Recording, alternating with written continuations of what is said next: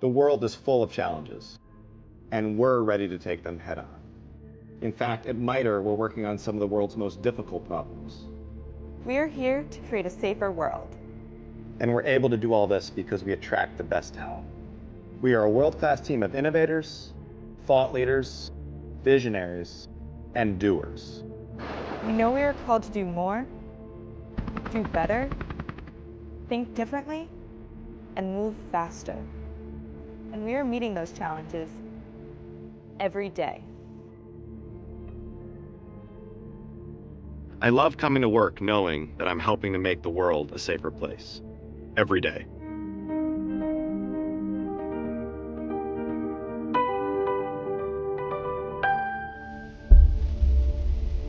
It is a reverse engineering program to garner some kind of insight. And of course, not a lot of the things that we've learned from it are like directly, ripped off the technology we found, but it has inspired other innovations that made its way into other U.S. classified programs over the year for national defense reasons, and it's a myriad of different things. But it makes a lot of sense that these deep water areas are where we see a lot of sightings. And we've seen craft underwater that do something over 200 miles an hour that are on the sonar pickup are as big as a dadgum football field. And the best we don't have anything big as a football field. Maybe in length, but not underwater anyway. And the best we can do is maybe upper 30 mile an hour, maybe something like that, I don't know. But 200 miles an hour, that's just out of the question. UFO Legacy Programs, the once unified, now convoluted effort within elements of the United States National Security Council, cabinet-level agencies/services, armed forces, intelligence community, national labs, and public and private industry that is tasked with the retrieval, storage, exploitation, derivation, reverse engineering, and program protection of non-human technical vehicles, aka UFOs. It is well known my mission is to meticulously map the legacy programs and their evolution from 1947 to today. I operate as an investigator, unmasker, and historian of this decades-long covert effort, which truly is the greatest secret ever kept from humankind. From detailing how this once mighty effort, aka the Manhattan Project 2.0, slipped from traditional presidential and National Security Council oversight, to illustrating how sensitive national programs, aka Special Access Programs or SAPs, serve as the perfect ecosystem for these programs to operate with endless resources while staying hidden from even presidential administrations, to identifying and specifying the roles of the select directorates, services, and offices within the U.S. military and intelligence community, operational within these covert activities, to exposing the cadre of senior executive officials who have served as gatekeepers, program leads, program executive officers, and seniors within the legacy apparatus. I seek to build a functional, working, modern-day, and historical outline of the programs. My projects and pursuits have led to the slow unraveling of a truly fractured program set, a cadre of programs long past their prime, siloed from one another, effectively scattered into the wind over the epochs, to adapt to the ever-constant need to break off pieces of itself to hide from traditional oversight channels. To build a working hierarchical structure here, I've demonstrated the UFO Legacy Program pyramid broken up into several layers, where the farther down the pyramid one travels sees program personnel exposed to exponentially less program institutional knowledge, history, capabilities, materials, etc. Essentially, information flows down this pyramid, but almost never up. I must keep this short because so many watching now know this pyramid oh so well, but like always, let us recap to build into our most critical topic today. At the top of this pyramid sees the UFO Control Group, a now nebulous position loosely overseen today by a committee of 27 formed in 1994 to hide from the disclosure appetite of President Bill Clinton. This once mighty effort in decades prior was helmed by the National Security Council's Covert Activities Oversight Structure, also known as the 5412 Committee Special Group and the 303 Committee, and was last ruled with an iron fist by who else but Dick Cheney. When Cheney left office as VP in 2009, who else but James Clapper ruled as mob boss over the severely fractured legacy ecosystem. Below the control group sits program administrators. Think of elements of the U.S. Armed Forces and intelligence community with the expressed mission and capabilities to operate covert UFO programs. And yeah, whatever you're thinking about, you're probably right. CIA's Directorate of Science and Technology, Air Force Rapid Capabilities Office, Office of Naval Intelligence, National Reconnaissance Office, National Geospatial Intelligence Agency, Air Force Test Center, etc. At the bottom of the pyramid sits Defense Industrial Base prime contractors and their subcontractors, where more often than not, outside of C-suite executives, corporate directors for special programs, and positions like vice presidents of security, contractor personnel are not considered need to know and are likely involved in the programs in a cover capacity with no idea of the true scope or history of the project. Baked into every single fiber and layer of this pyramid is the Department of Energy, or DOE, whose statutory Special Access Program authority evades unilateral oversight from the standard system of U.S. classification.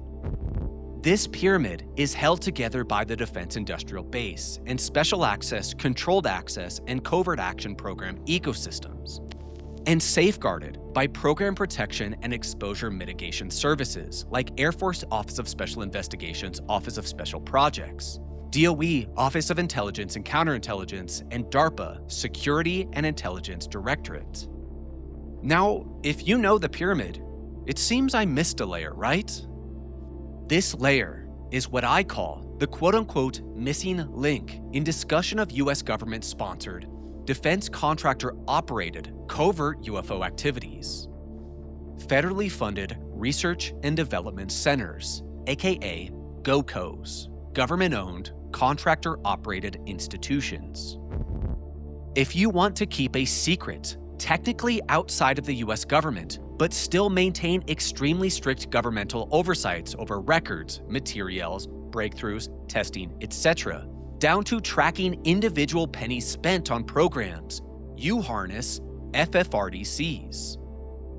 These quote-unquote semi-private institutions that inherently act as an R&D extension of the US federal government allow US DoD and IC sponsors to harness specialized science and technology needs for extremely research, development, test, and evaluation, or RDT&E focused compartmented national programs from industry's best and brightest, while never truly letting sensitive information or institutional knowledge into the hands of private contractors.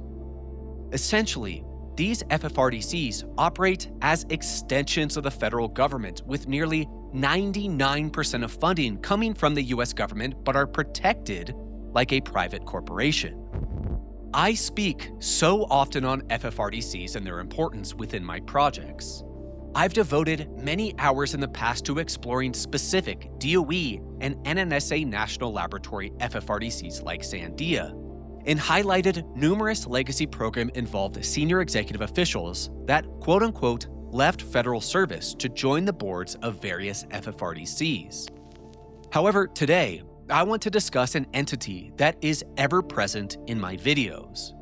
An FFRDC that is truly the apex of trusted entities for highly specialized UFO tracking and monitoring, exploitation, reverse engineering, and RDT&E. An FFRDC that has attracted personnel from the cadre of senior executive officials that oversee the legacy portfolio within the US federal government like flies to honey. And an FFRDC whose model of secrecy is the gold standard for the very onion of secrecy protecting the UFO legacy programs that I spent nearly 7 hours investigating in my recent 2-part series. I am talking, of course, about the MITRE Corporation. We are MITRE, redefining the boundaries of what's possible in space.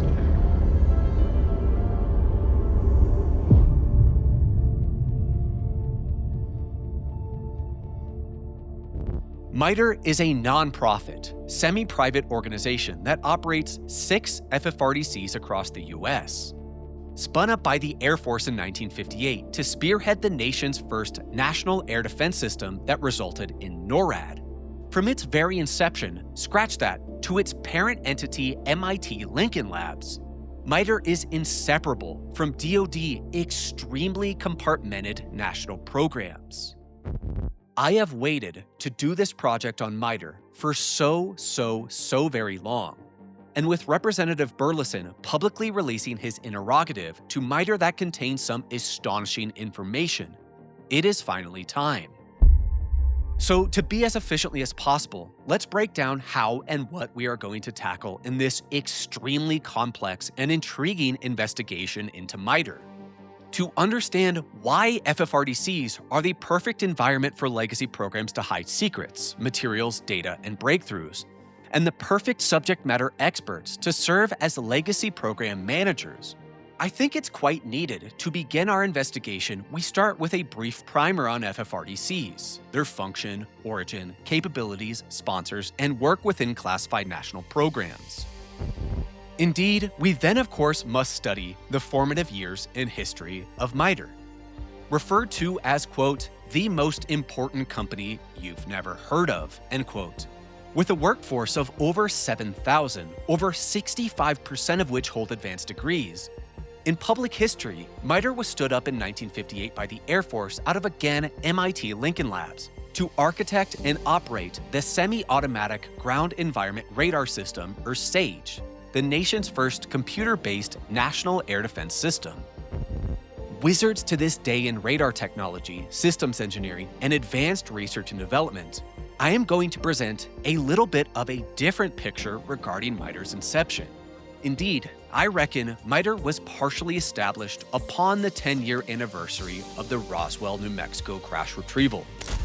An evaluation of recovered materials at Wright-Patterson after 10 years directly led to an opportunity and need for highly specialized science and technology-based think tanks to derive, quote-unquote, war-altering capabilities from materials Air Force Materiel Command or senior legacy program elements deemed exploitable.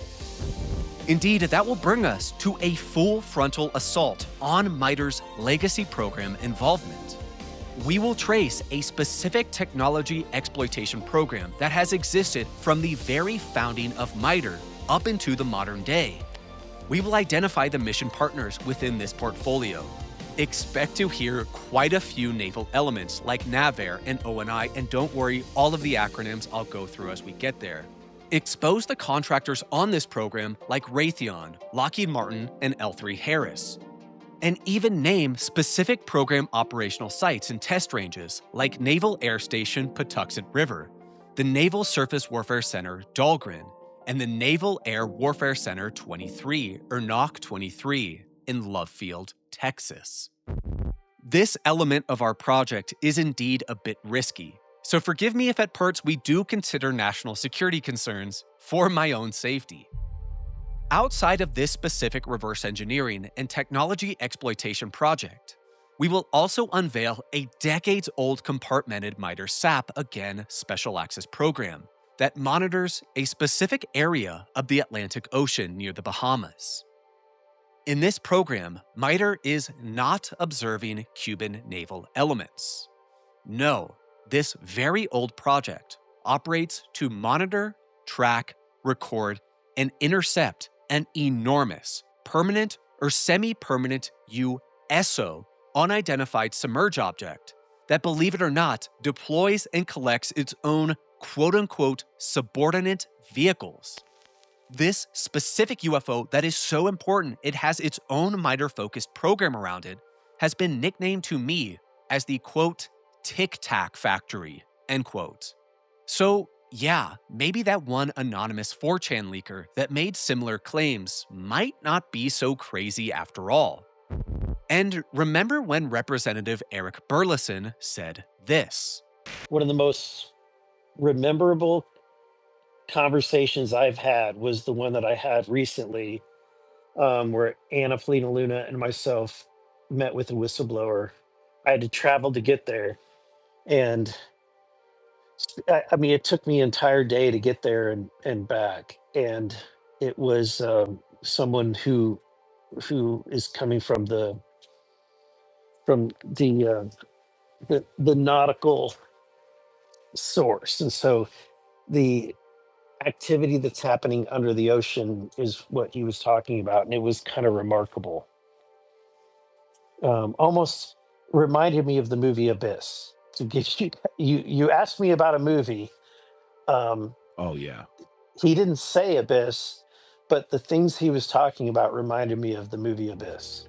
Now, in regards to the water kind of formation or the like almost jellyfish manta ray beings. No, just that there is a structure in the deep ocean. Yeah, I reckon this is exactly what he was referencing. We are going to discuss how MITRE innovated the onion secrecy model within the legacy programs, and even identify an incredible inflection point in the secrecy of the programs, where in 2011, MITRE began ceasing historical briefings on legacy program newcomers, leaving program incumbents ignorant to the history, capabilities, breakthroughs, etc. of MITRE's legacy activities. We will also highlight and explore a cadre of USG gatekeepers and senior executive officials within the legacy structure that curiously obtained high-level positions in MITRE following service. These will include Donald Kerr, Ronald Moultrie, William LaPlante, Paul Kaminsky, and more. Finally, we will use our investigation to tie our findings into Burleson and Grush's MITRE letter in order to show the MITRE leadership that the public is educated and wise to MITRE's legacy program involvement. With that out of the way, guys, did MITRE really succeed in exploiting technologies from Roswell? Does MITRE track and record an enormous USO the size of 10 square city blocks deep in our oceans? And why did MITRE put a massive clamp on briefing program newcomers? And what senior leadership that have shared roles within MITRE and the US government can we identify? Let us waste no more time and dive in, because I am so very excited. Let's investigate the MITRE Corporation.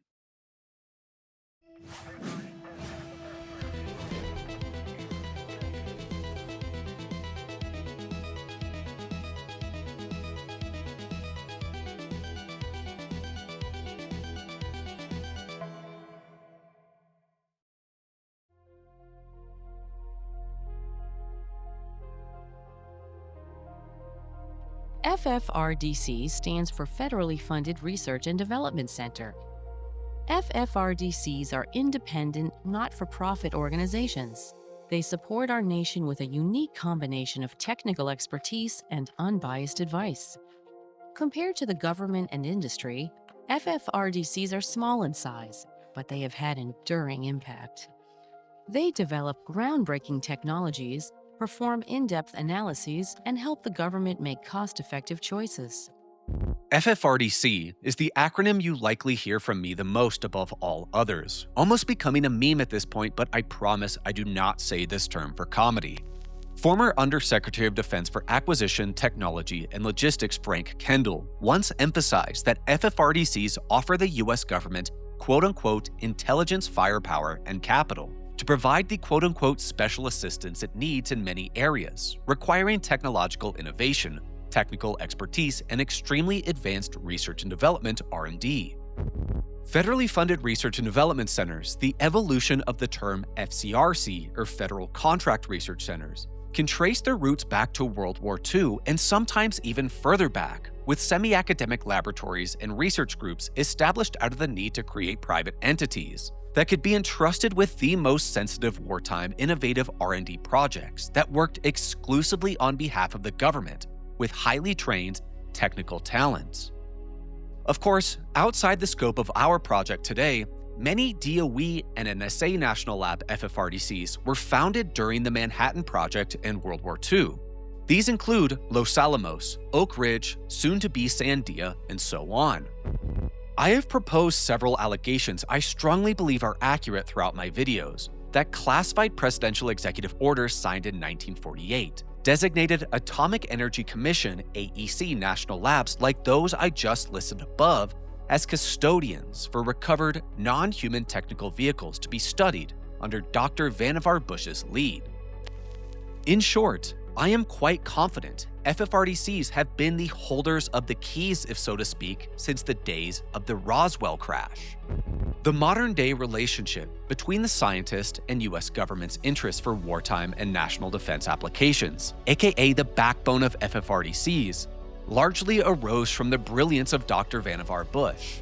Bush, of course, was a centralized figure in my Manhattan Project 2.0 piece, where Bush both aided in establishing the grand secrecy architecture of the Manhattan Project 2.0 and the Manhattan Project. Indeed, Bush could easily be called the grandfather of MITRE. Bush established the MIT Radiation Lab in 1940, which until 1945 aided in World War II microwave radar technologies for navigation and combat. In 1951, MIT Rad Lab reopened as MIT Lincoln Labs, a modern-day FFRDC sponsored by the DoD and Undersecretary of Defense for Research and Engineering. As we will talk about, MIT Lincoln Lab spun off the MITRE Corporation in 1958. From the start of World War II to today, over 70 FFRDCs have been established, with 41 to 42 existing today, with 12 federal agency sponsors ranging from the DoD to the DOE, with FFRDCs receiving over $31 billion in R&D contracts in the fiscal year of 2024 alone. FFRDCs provide federal agencies with R&D capabilities that cannot be effectively met by the federal government or private sector alone. And FFRDCs exist in three main categories. 1. Research and development labs. Think DOE and NSA labs like Los Alamos, Oak Ridge, Sandia, Lawrence Livermore. Study and analysis centers like RAND, the Center for Naval Analyses, etc.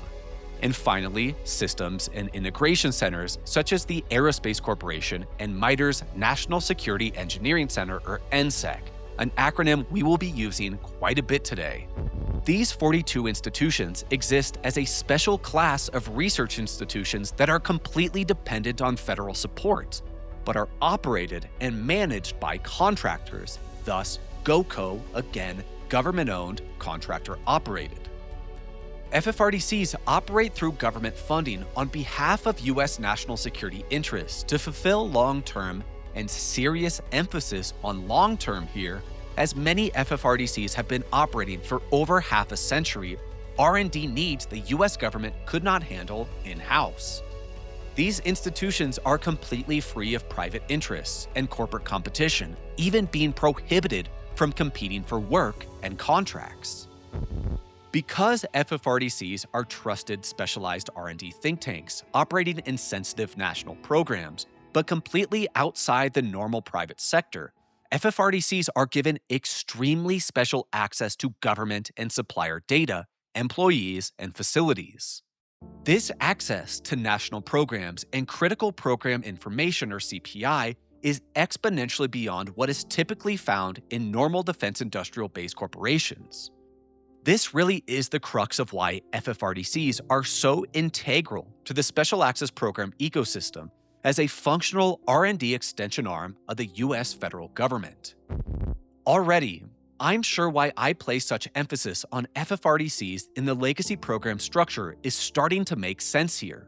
From the very inception of FFRDCs, these institutions were entrusted to be the brainpower and R&D wizards behind national security sensitive programs that the USG could not accomplish in-house, and thus, again, were entrusted with exponentially more proprietary sensitive secrets than standard contractors. So let's press more on this and use some examples so I can argue my point even more. FFRDCs exist as part of a quote-unquote three-legged stool that supports government research, technology, development, system acquisition, and policy guidance. These three legs here consist of commercial industry, government employees, and non-profit organizations like FFRDCs and their academic counterparts, UARCs, or University-Affiliated Research Centers. Although each leg is integral for succeeding in national security-related problems, the FFRDC is the program element through which information is filtered from the US government to private contractors. An information repository, an R&D program manager, if you will, where due to information flowing down this hierarchical structure but never up, the FFRDC as an extension of the government is really the arbiter of what information, capabilities, and institutional knowledge makes its way from the government to the private sector. After all, according to MITRE's own FFRDC primer, quotes, FFRDCs assist in transferring technology between the government and the private sector by promoting development of new technologies. They are a repository for knowledge accessible to the US government and industry unencumbered with conflicts concerning for-profit institutions, end quote. So let's just give a really example here that just might be poignant to today. Let's say the ONI, Office of Naval Intelligence, and ONR, Office of Naval Research, utilize SUPSALV, or the Supervisor of Salvage and Diving, to pull a lenticular disc from the seafloor.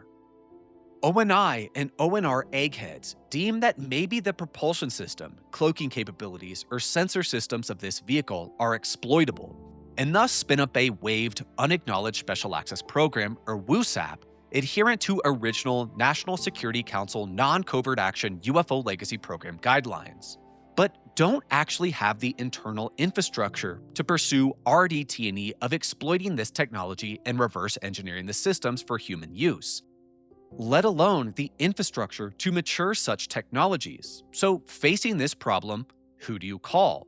Do you give the technology to Lockheed or Northrop, where whilst subject to the SAP ecosystem, carve-out contract guidelines, and strict contractor mandates, contractors being given custody of these materials is both incredibly security vulnerable and means relevant DoD/IC handlers have to give up custody of literally out-of-this-world technology? No, you vest custody of the materials into DOE and NSA National Lab FFRDCs, who are protected with 1954 atomic energy statutory authority that cannot be unilaterally declassified by the president. You designate MITRE NSEC, the RAND Corporation, the Aerospace Corporation, etc., to spearhead derivation and exploitation R&D projects that pertain to relevant specialties. Then you bring on contractors through carve-out contracts to study specific metallurgy, sensors, and systems. Meanwhile, compartmentalization and need-to-know access while navigating this special access program is so strict, most contractor personnel have no idea what they're working on. Furthermore, custody of programs and materials within the FFRDCs makes even more sense here when you realize FFRDCs are technically only semi-government operated, so technically fall outside of government accountability and oversight. Thus, these institutions are not subject to FOIA or the Freedom of Information Act and are very easy to hide funding footprints, paper trails, etc. FFRDCs are constructed with an inbuilt duty to accelerate the maturing and development of technology they create for their government sponsors, not their private industry partners. Thus, in our naval example here, reverse engineering of non-human technology can be conducted technically outside the government with inclusion of private industry, but all while information, scope of program, true origin of this quote-unquote foreign material, and even the matured technology are all kept in-house within the FFRDC and its sponsor. And if you want to learn more about the security side of these programs and how special access programs operate, boy do I have some good news for you, because I have nearly 7 hours of episodes for you. Perhaps this is why, according to Congress.gov, mission creep has been historically an enormous concern within FFRDCs. Internal diversification of FFRDC activity beyond their initially defined purpose. Essentially, this congressional worry of mission creep sees poorly defined mission scopes opening loopholes for FFRDCs to operate sensitive R&D work beyond their initial scope. This is something I believe we see from the very onset of MITRE. But now that we have illustrated and set the stage for why weaponizing FFRDCs to conduct covert UFO exploitation and derivation with total security control is set, let's jump into the MITRE Corporation.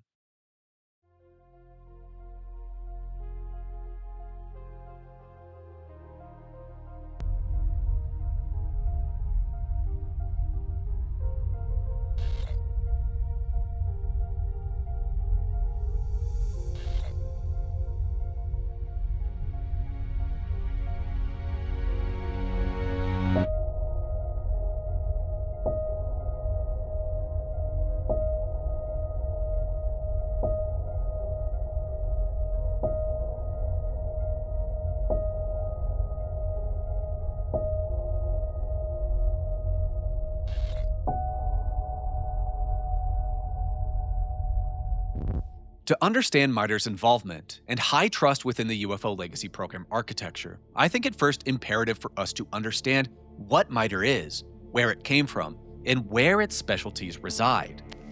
The inception of MITRE is inseparable from the SAGE saga. Again, SAGE stands for Semi-Automatic Ground Environment Radar, and was the nation's first comprehensive air defense system that was first conceived in 1951 and deployed in 1963.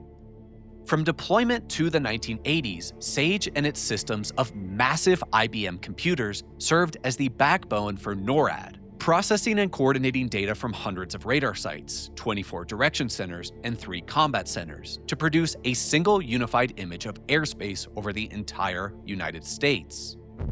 SAGE was a tremendously massive project, exceeding the Manhattan Project in cost and personnel ranging from military, civilian, and contractor, and was conceived to address high-speed interception, low-altitude radar coverage, air traffic handling and tracking, and data processing and display. SAGE was initially called Project Lincoln out of where else but MIT's Lincoln Laboratory, which again was an FFRDC created in 1951 that was the direct successor to Vannevar Bush's MIT Radiation Lab.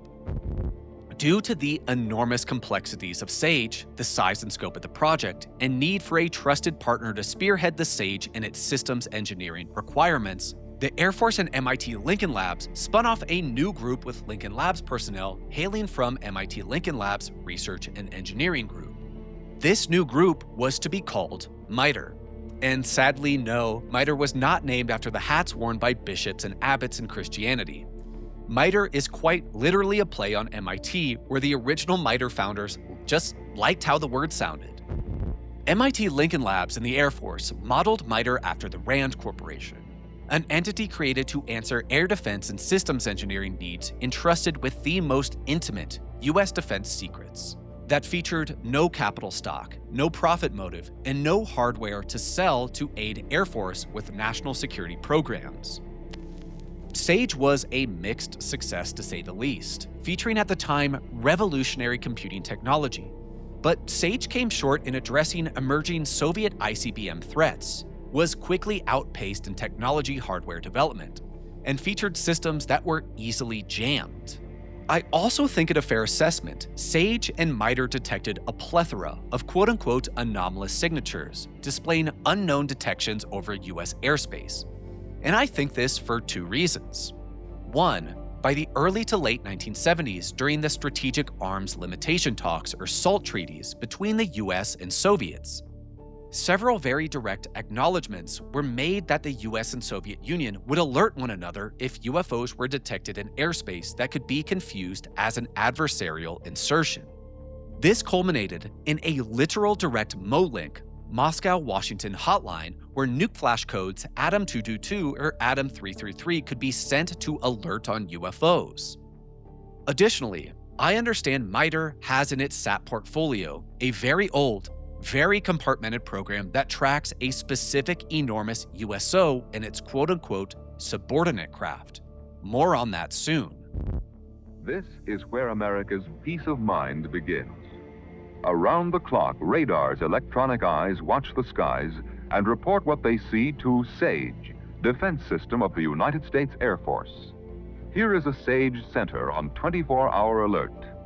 At its heart is a computer developed by a research team from MIT and IBM working with the Air Force. The SAGE computer speeds the information for decisions by man in our missile age. Every scheduled flight across American frontiers is recorded ahead of time on IBM punch cards, then fed into the SAGE computer.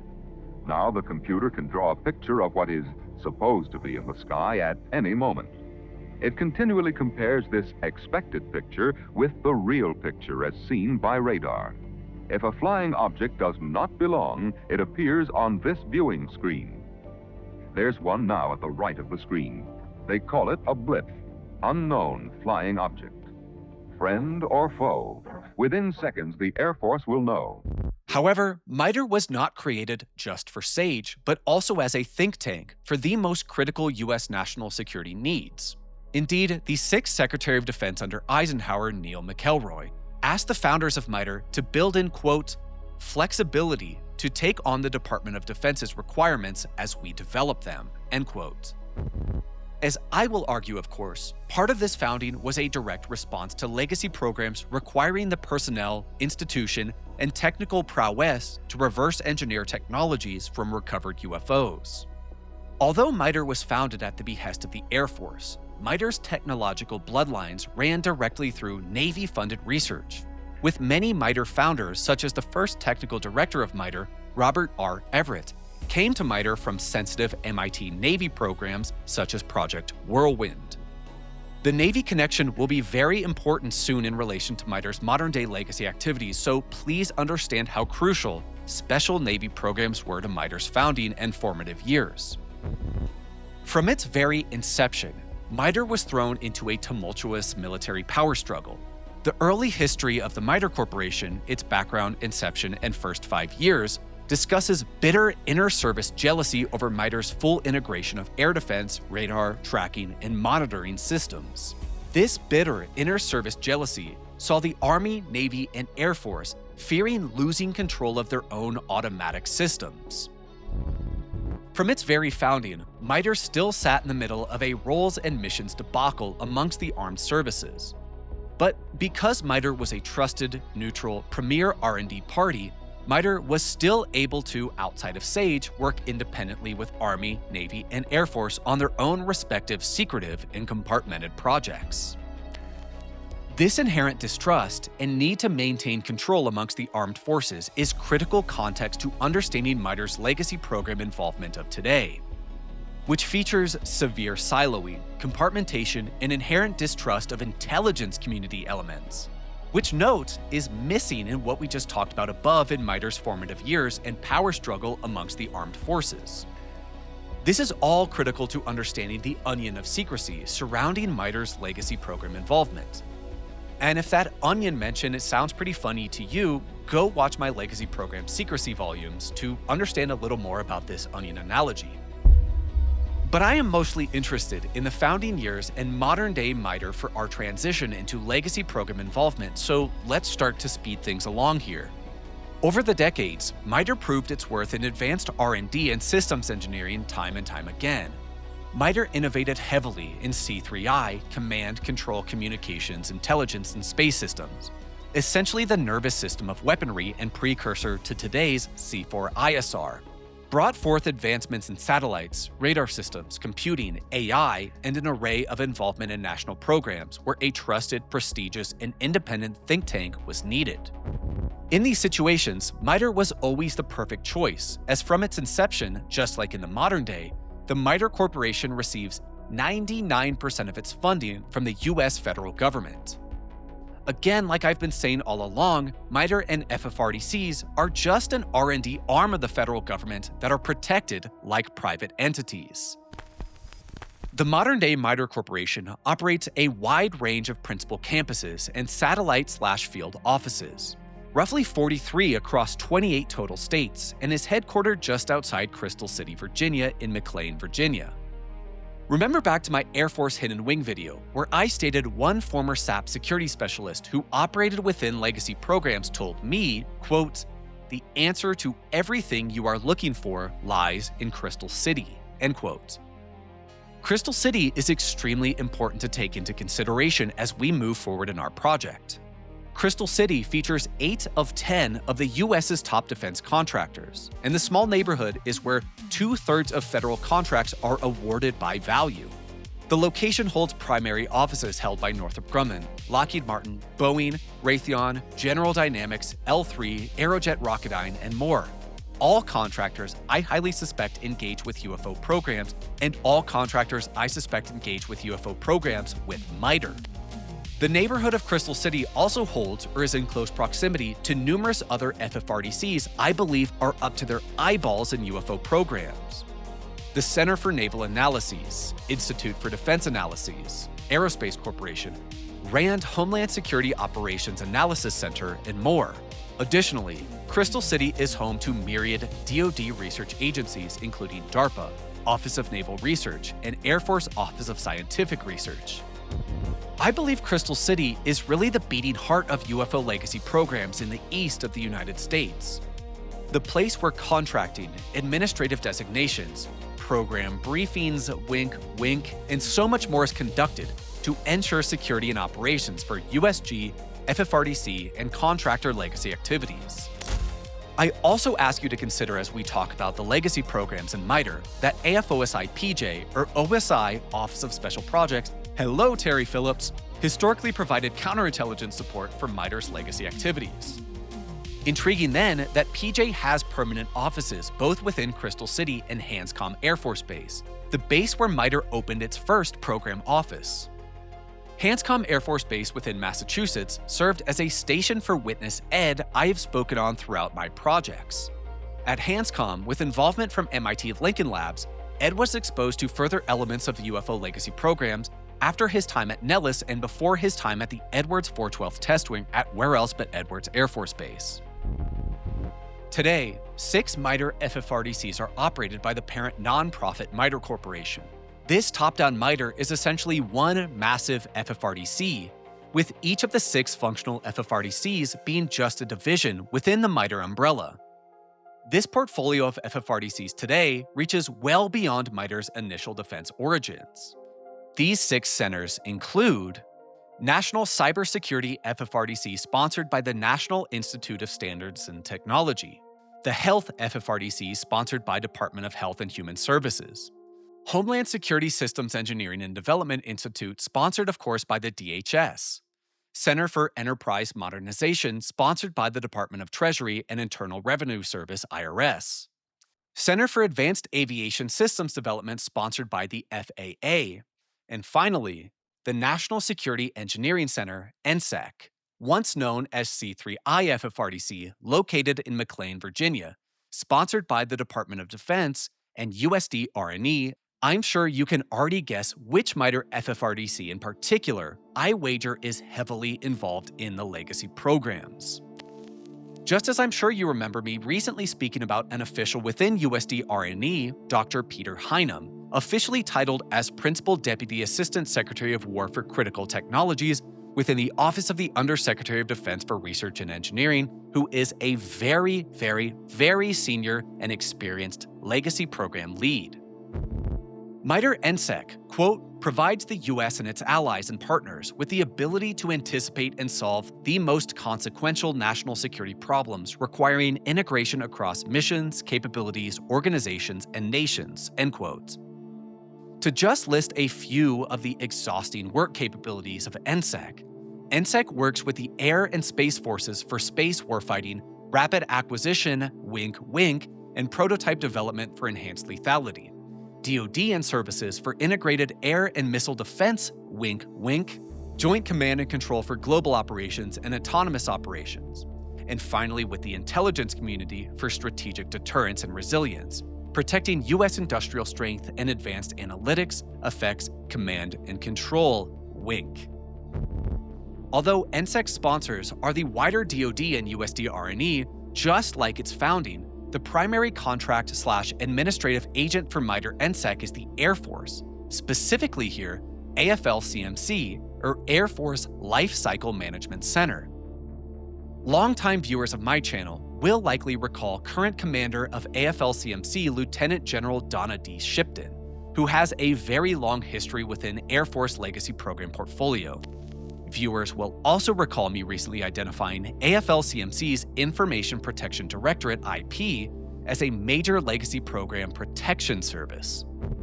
NSEC is built to deliver a broad national security customer base rather than a single customer.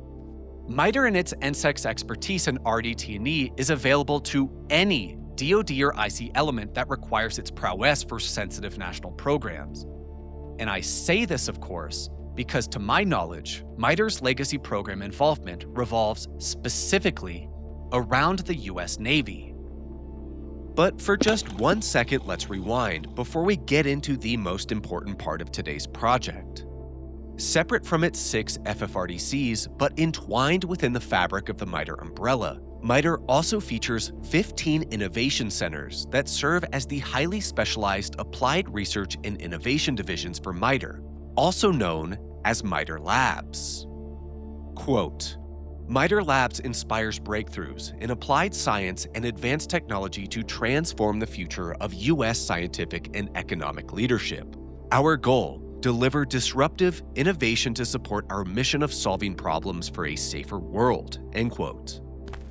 MITRE Labs assists the MITRE umbrella, including its FFRDCs, with MITRE's whole-of-nation platform to whole-of-nation impact, with the expressed vision of, quote, ensuring the U.S. leads the world in scientific and technological innovation, end quote. These 15 innovation centers include, but are not limited to, Electronic Systems Innovation Center, Emerging Technology Innovation Center, Systems Engineering Innovation Center, Integrated Systems Integration Center, and Modeling and Analysis Innovation Center. Again, the key difference between MITRE Labs and MITRE FFRDCs. The labs are an internal research division, while the FFRDCs are the government-sponsored entities MITRE operates, but both form the backbone of the core of the MITRE umbrella. But now, let's go back to what I said about MITRE, the U.S. Navy, and UFO Legacy Programs.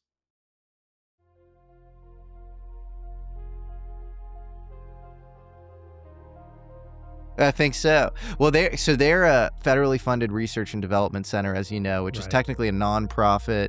They're kind of exempt from a lot of the oversight and scrutiny that, normal government institutions would be. And they keep coming up when it comes to UFO lore, UFO oversight. Do you think they have something maybe to do with the UFO Legacy Program? I think that there's enough rhetoric and enough speculation that it warrants us deep diving into MITRE. I think if you see my work lately, we're really trying to take a deep dive into these FFRDCs because it seems like, and honestly, historically, when you look back at their formation, they all kind of were stood up around just after the Manhattan Project, right? So you have the Manhattan Project, that information gets leaked. Russia suddenly now has the information of how to build a nuclear bomb. And I think that our federal government learned from those lessons and decided we're going to go about this a different way. So they spun up all these quasi-private entities. And now the real reason that you clicked on this video, and boy, am I excited to dive in. But before we begin this part of the investigation, let me be perfectly candid here. I understand that MITRE, outside of DOE and NSA national laboratories, which are a little more specialized within the legacy programs adherent to DOE's UFO activity mission orientation, which is, cough, cough, power and propulsion, MITRE is the apex science and technology institution within UFO activities and serves as a paragon for how legacy program secrecy should and is conducted. In short, what I am saying here, MITRE set the standard for how the legacy program secrecy onion should operate. As we will discuss, MITRE introduced and innovated on many of the compartmentation and managed need-to-know tricks the programs use at scale today. Also, let me be perfectly plain here. My expedition into the internals of MITRE's legacy program ecosystem has been ongoing for about 2 years. Over the course of this conquest, I have pieced together but a slice of MITRE's overall involvement in the programs. What we will speak on, I am extremely confident is accurate. But I am willing to bet every single cent that I own that MITRE has broad involvement with UFO activities outside the silos that I have been able to peek into. And we will touch on that a bit more as we continue on. So here is what I know from MITRE and its legacy program involvement with a knowledge cutoff date of roughly 2019. And mind you, over these 2 years I have taken testimony from several MITRE engineers and program managers within the legacy programs that I have spent quite literally years vetting and verifying. One day I will tell the story of how I found these individuals, how I contacted them, and the lengths to which I have gone to take testimony, including going out into the waters of the South Pacific. And no, I'm not kidding. MITRE is the R&D ace and program lead for 2 separate legacy programs that I know of, both of which are very old, very mature, and feature the US Navy as a mission partner with lesser involvement from the Army. But let's back up. I said MITRE is the paragon for legacy program internal security, right? Well, how and what does MITRE's legacy program infrastructure and security apparatus look like? Remember that my knowledge is siloed to a program set administratively run out of MITRE's McLean campus and primarily utilizes East Coast naval infrastructure. MITRE's swath of work covers everything from working with the IRS, FBI, FAA on programs that don't require special access program controls.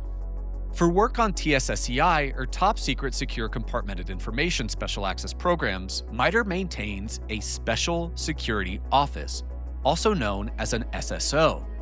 SSOs are fairly standard offices within Department of Defense and Intelligence community agencies and services, cleared defense contractors, and indeed FFRDCs.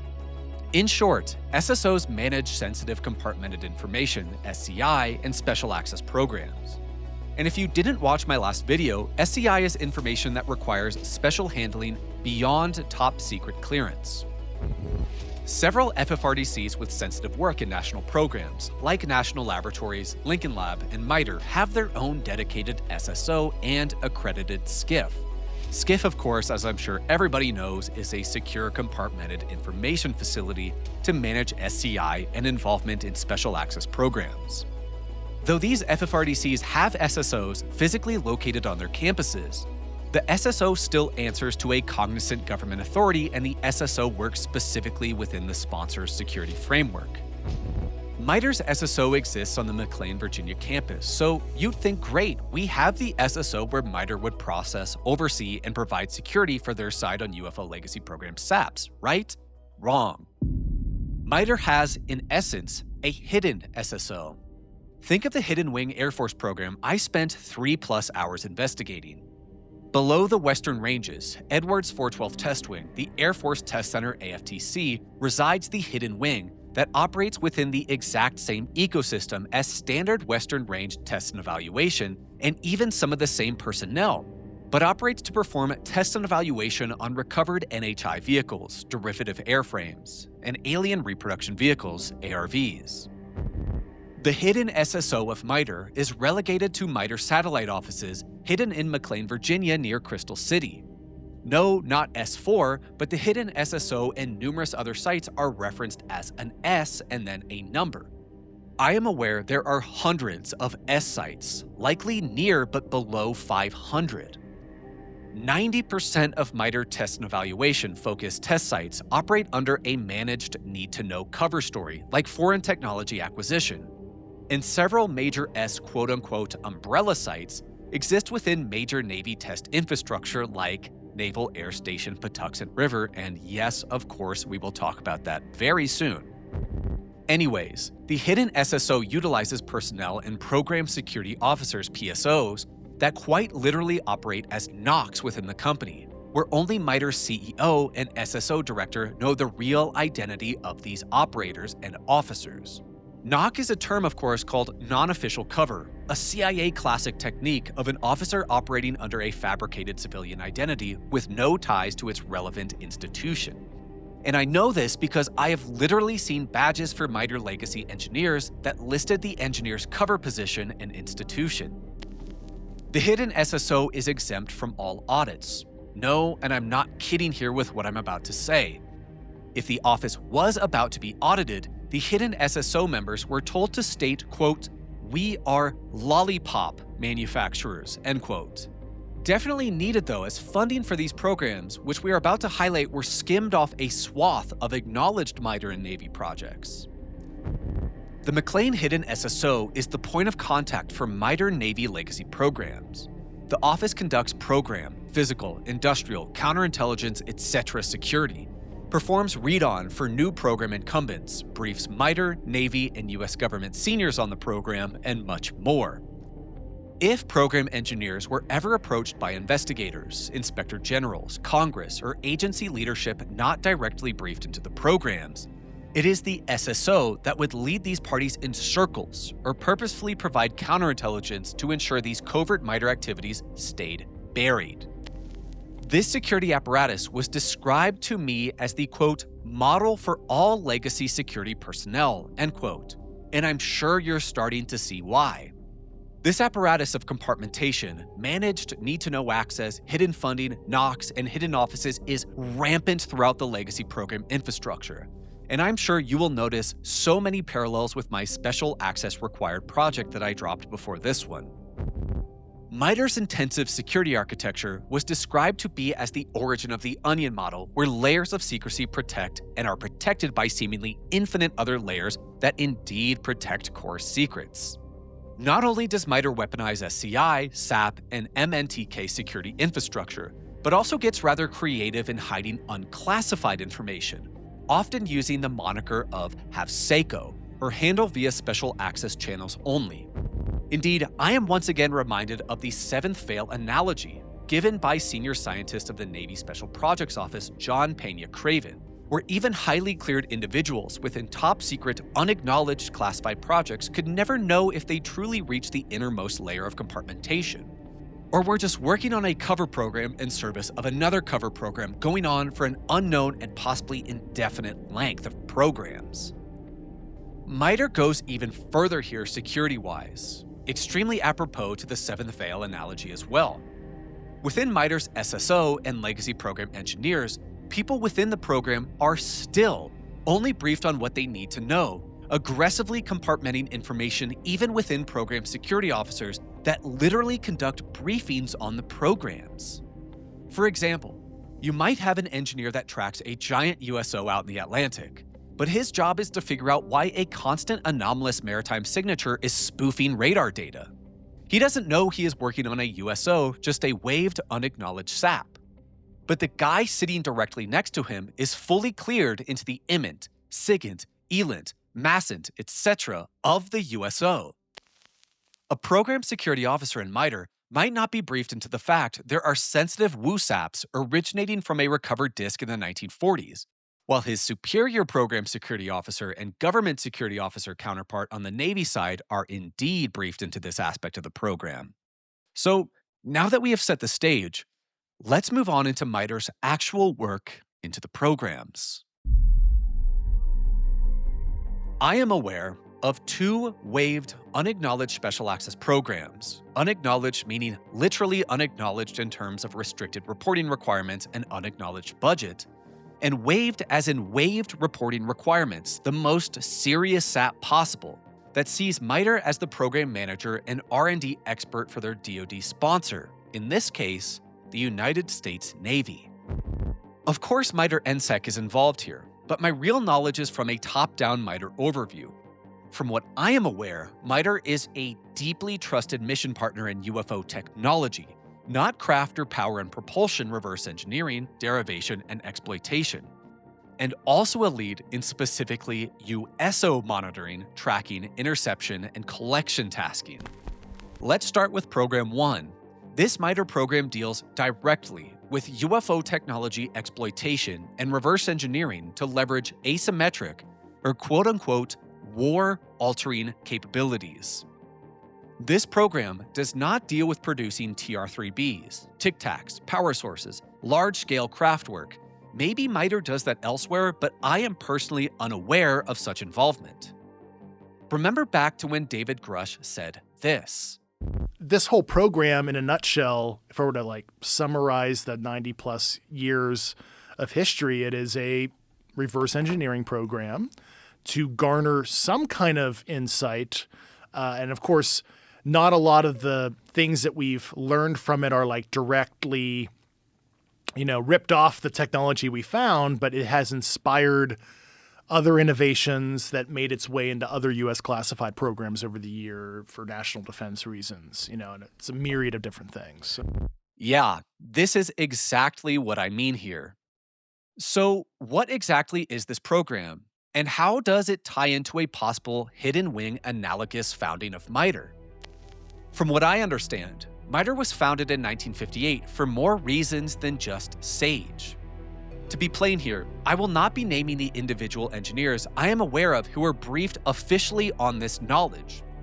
Unlike mob bosses and gatekeepers like Stephen A. Cantrell, Glenn Gaffney, Peter Hynum, James Clapper, and others, these men and women are patriots, and I strongly feel their privacy should be respected, though I will be providing their names to appropriate congressional elements.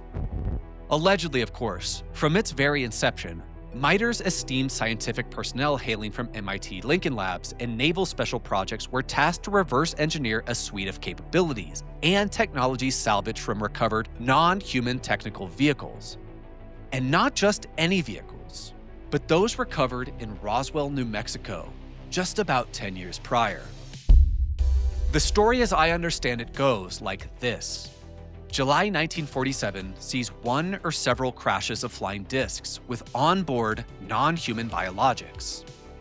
As I spent nearly 7 hours discussing, though there were prior UFO crash retrievals like 1933's Magenta, Italy, I wager most, if not all of these retrievals prior to Roswell were unmanned, and thus the Roswell event set the United States national security apparatus ablaze, quickly organizing and commencing the Goliath national effort that was the Manhattan Project 2.0.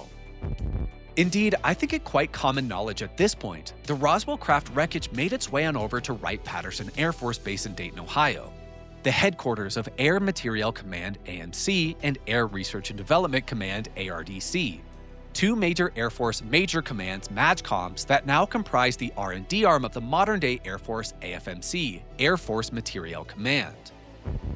While the legacy programs kicked off, the U.S. embarked on a frenzy of monitoring, retrieving, and intercepting non-human technical vehicles to be largely housed at Atomic Energy Commission National Labs and studied by Dr. Vannevar Bush or the legacy of scientific institutions he conceptualized, UARCs and FFRDCs. Indeed, to continue on what I understand, following the 10-year anniversary of Roswell, some assessments were performed on the craft, and capabilities, technologies, and/or systems on this craft, once far too bizarre and out of this world, were deemed to be exploitable.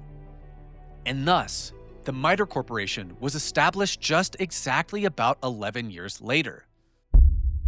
Yes, I am directly alleging that MITRE's true operational directive, hidden under the SAGE national effort, was the reverse engineering, test and evaluation, and maturing of quote-unquote war-altering systems from Roswell and possibly other similar crashes like Aztec. Notice how I'm being intentionally vague about the technology here. Please understand my point of view, as I really do believe these capabilities are indeed war-altering and thus asymmetric in nature. I am an American citizen, and although I want to see the legacy programs, their capabilities, and materials in possession disclosed to the American people, there are still enormous concerns over national security of what we have derived and exploited, specifically technologies. This discussion of Roswell conceptually makes sense though, right? 10 years and 6 months after Roswell, and in the same short span of years, the Aerospace Corporation, another FFRDC I believe is inferior, but in the same ballpark as MITRE in regards to UFO activities, was spun off from TRW, due to concerns of TRW's close relationship with the Air Force. Indeed, who else made claims that this time epoch saw enormous concentrated efforts specifically to reverse engineer non-human intelligence technology? Well, that's right, of course, Lieutenant Colonel Philip J. Corso and the U.S. Army's Foreign Technology Division. I am not talking about the day after Roswell, which has an incredible amount of fluff inserted by the book's co-writer. I am referencing Corso's own manuscript, Dawn of a New Age. I have an entire project dedicated to Corso and really do find his claims, not the day after Roswell's claims, intriguing, worthy of study, and likely accurate. To summarize truly epic disclosures in just 1 to 2 sentences, Corso stated that the Army's Foreign Technology Division under General Arthur Trudeau was mandated to recruit the most trusted of the U.S. defense industry in order to adapt technologies discovered in the Roswell wreckage. This effort was to bolster the U.S. war machine and, if necessary and applicable, aid the American people as a secondary objective. According to Corso, technologies that aided, inspired, or influenced emerging human technological concepts but were not outright copycatted included electromagnetic and anti-gravity propulsion, fiber optics, super tenacity fibers, brain-machine interfaces, and more. Intriguing how Corso stated Army research and development began to flourish and enter a golden age in 1958. Even more fascinating when you consider General Arthur Trudeau, the general whom Corso stated had direct knowledge of UFO crash retrievals, entered into the role of head of Army OCRD, the Office of the Chief of Research and Development, in spring of 1958, literally a few short months before MITRE's creation. OCRD under Trudeau in spring of 1958 as well created the Army Research Office, ARROW, which directly coordinated with Navy and Air Force research and development.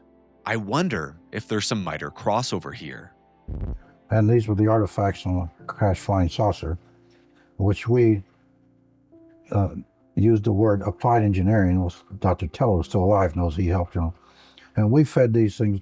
He gave me the job of finding industry or scientists who were close to these items and feed us to them in normal R&D projects. And you're saying these items came from somewhere else? They came from a flying saucer.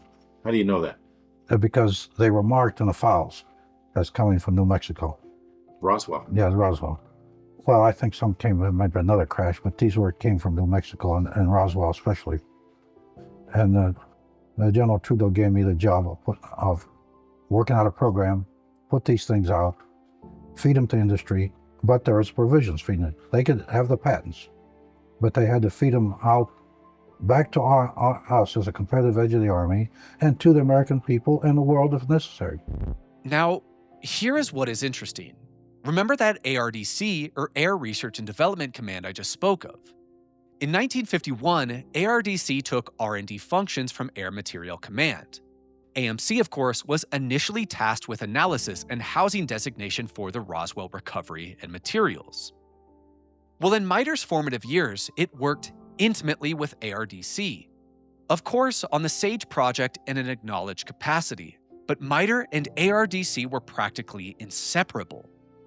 So I reckon here, ARDC played a guiding hand in establishing MITRE to operate as a trusted, prestigious, and secure R&D pro to adapt specific technologies from Roswell for US DoD applications. But here is where things get weird if they weren't already. This program, to this day, is not administered by the Air Force. It is overseen by the US Navy. These are the world's oceans. They are critical to sustaining our way of life.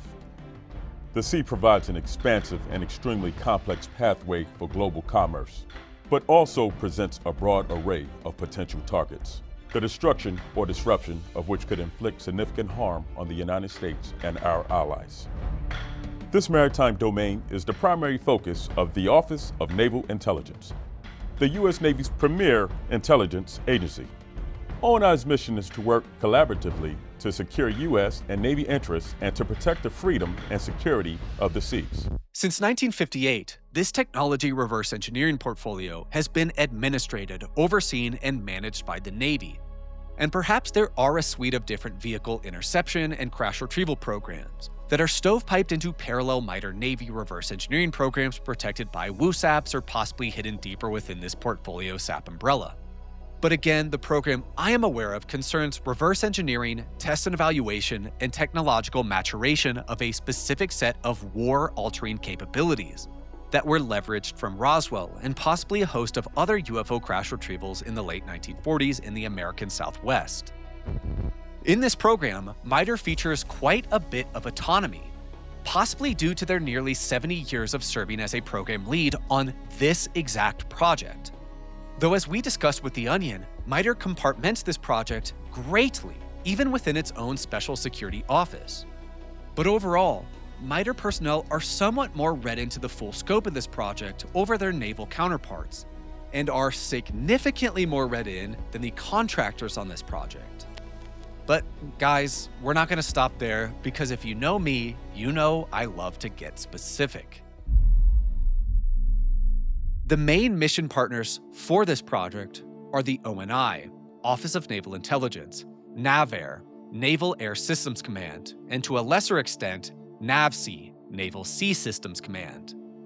Before we get ultra-specific about naval involvement here, like locations, let's super fast break down these main mission partners. And if you would like to see a second Naval Legacy Programs breakdown, just let me know in the comments. I've done a Navy project before, but like most of my older work, it could really use a tune-up and the 2 to 3 hour redo treatments. ONI is the oldest intelligence agency in the world, founded in 1882. If any U.S. intelligence service was utilized for study of recovered unmanned discs prior to 1947's Roswell, ONI would have most certainly been involved. ONI is simply the Navy's intelligence arm, part of both the DoD and intelligence community. ONI provides full-spectrum maritime intelligence, analyzing, tracking, and monitoring foreign naval capabilities and vessels, wink wink, monitoring maritime threats and supporting a wide interpretation of supporting fleet operations.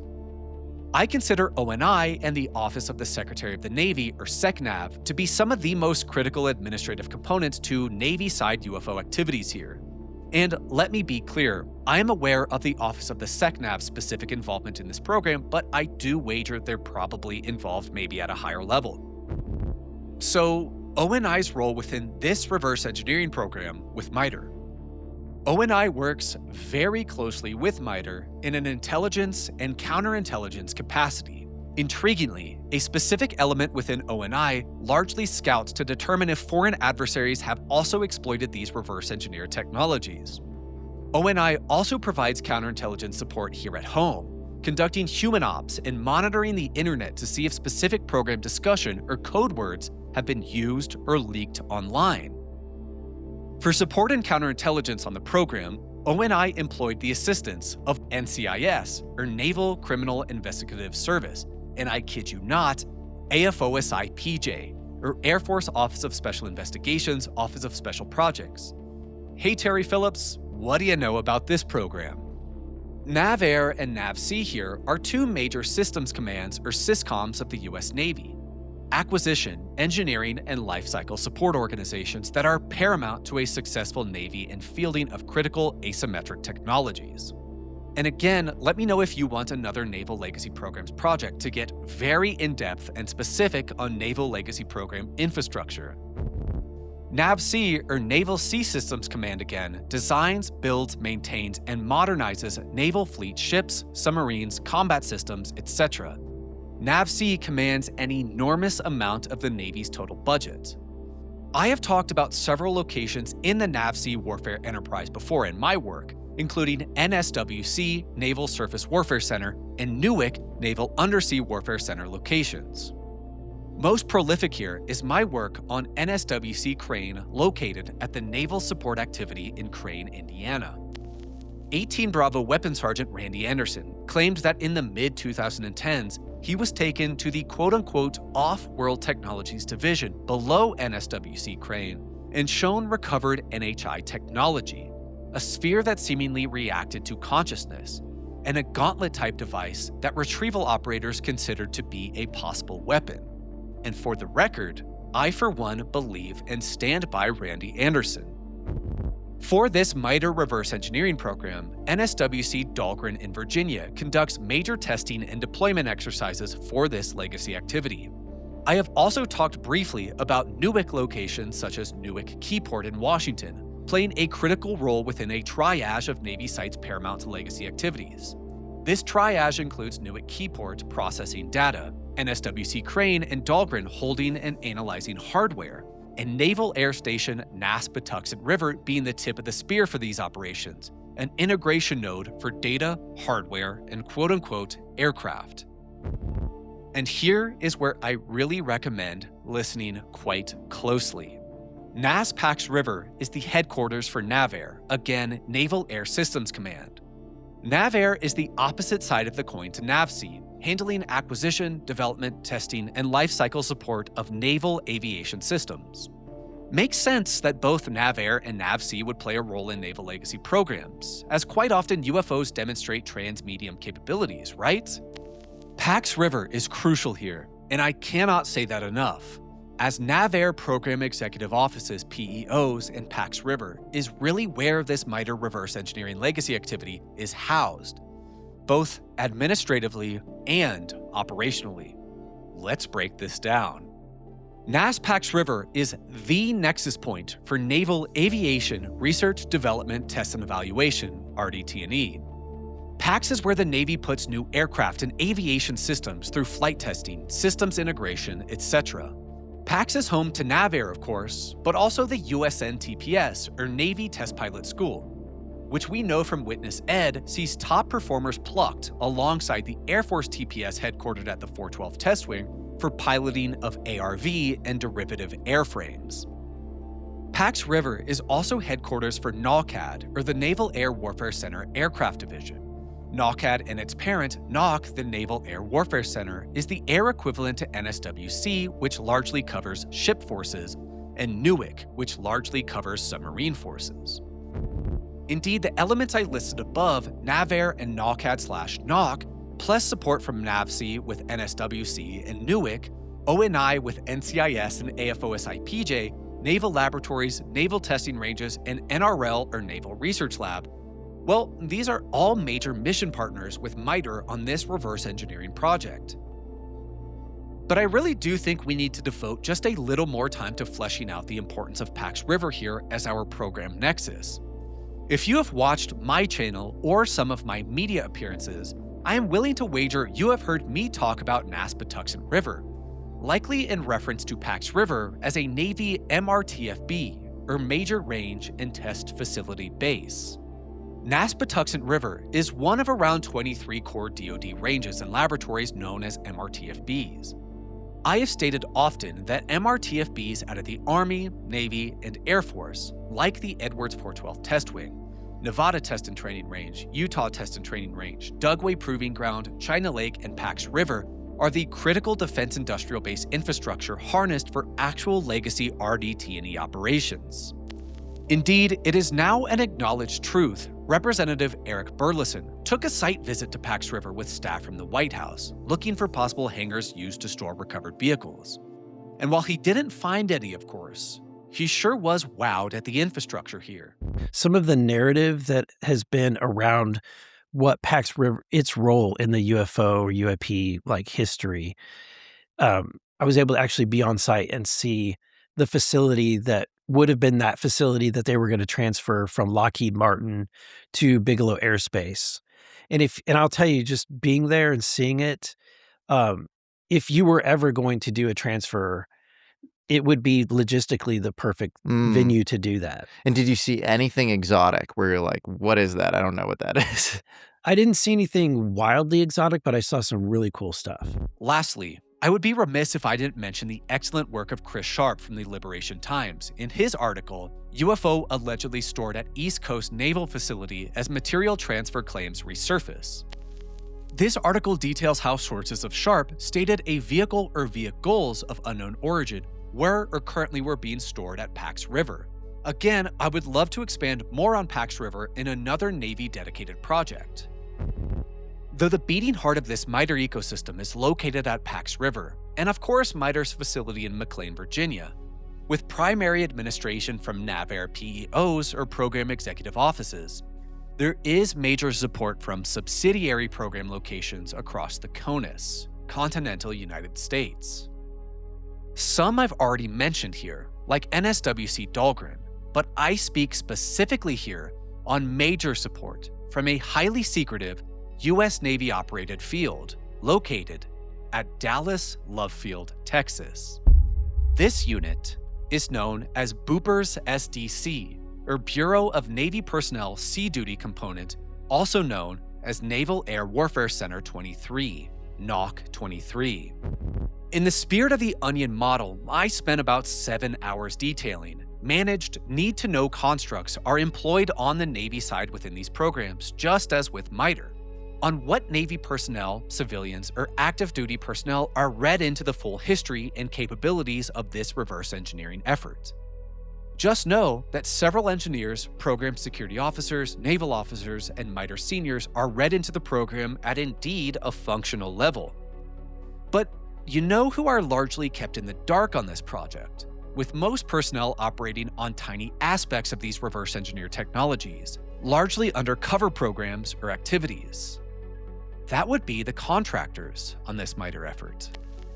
That's right, just like my legacy program outlined here, NAVAIR and ONI are largely the program administrators here. Counterintelligence is provided by ONI through NCIS and AFOSI-PJ. Defense industrial base infrastructure like Pax River, NSWC Dahlgren, and NOC 23 are used as functional RDT&E locations. And MITRE is the linchpin FFRDC and program manager with R&D expertise that also arbitrates what information and how much information is shared with the contractors on this project. And the contractors largely involved in this project include, but are not limited to, Raytheon, L3 Harris, and Lockheed Martin. I do believe this MITRE reverse engineering program gives the absolute perfect top-down outline on my legacy program pyramid, and how legacy activities largely function within this ecosystem. Notice I didn't talk about the actual control group within this project. Well, stick around, as I do think there are some very interesting connections here that actually tie into James Clapper as Director of National Intelligence. But yes, guys, around this first program, I am literally alleging MITRE has directly and successfully reverse engineered UFO, specifically Roswell technology, into mature, war-altering capabilities for the US Armed Forces. And again, like David Grush stated, these specific MITRE technologies are not bombastic triangles or directed energy weapons, but systems that can be integrated into warfighter support within the armed forces and intelligence community. Technologies that, unless an operator knows the full chain of custody of the classified R&D project that produced the system, back to the sources and methods safeguarding where the original capability was recovered and conceived, nobody outside the bigot list of the WUSAP legacy project would know these technologies were derived from non-human technology. Legacy activity number 2 I'm aware of. I will cut right to the chase here and not waste any time because for some people I think this will be even more interesting.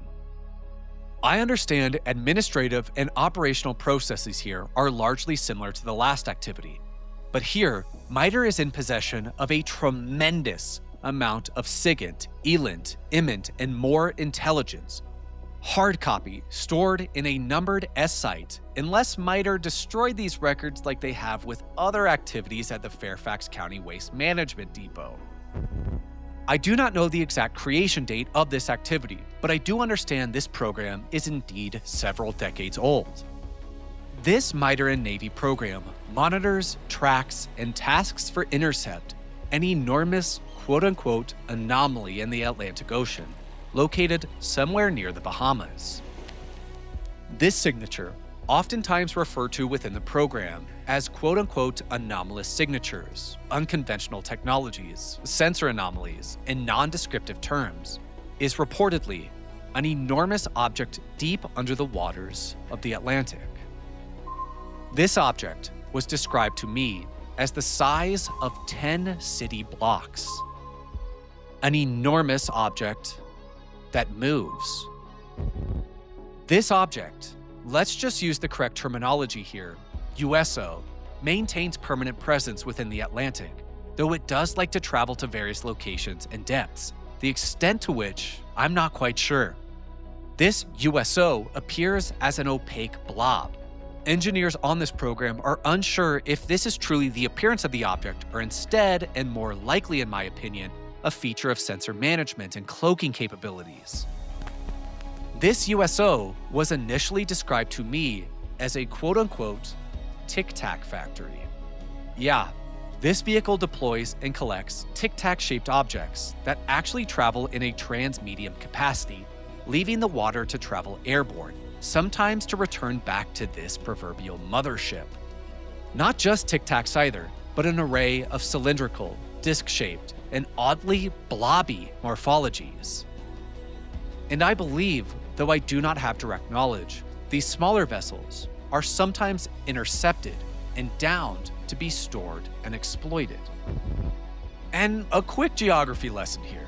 I'm sure you're all thinking this just as I did. The Bahamas, the depths of the Bahamas are incredibly shallow. And yeah, that's true, but look at the Bahamas from space. Off the Bahamas shelf, waters in the Atlantic quickly plunge to 4,000 meters or greater in depth. I mean, even in the immediate area of the Bahamas, the tongue of the ocean, a famous deepwater trench that drops to 2,000 meters deep is home to the U.S. Navy's Major Range and Test Facility Base AUTEC, or the Atlantic Undersea Test and Evaluation Command. AUTEC performs T&E on advanced submarines, weapons, and sonar systems. Not only have I talked about AUTEC before in reference to the legacy programs, but I do reckon AUTEC has direct first-hand experience in this MITRE Legacy program, though I do not have direct knowledge on that. But again, based on the geography of the Bahamas, I do reckon this craft stations just east of the Bahamas in the Blake-Bahama Basin that drops to 4,000 meters into the Atlantic abyssal plain. Perhaps Representative Burchett was right on the money, but with the wrong terminology when he talked about deep underwater USO bases.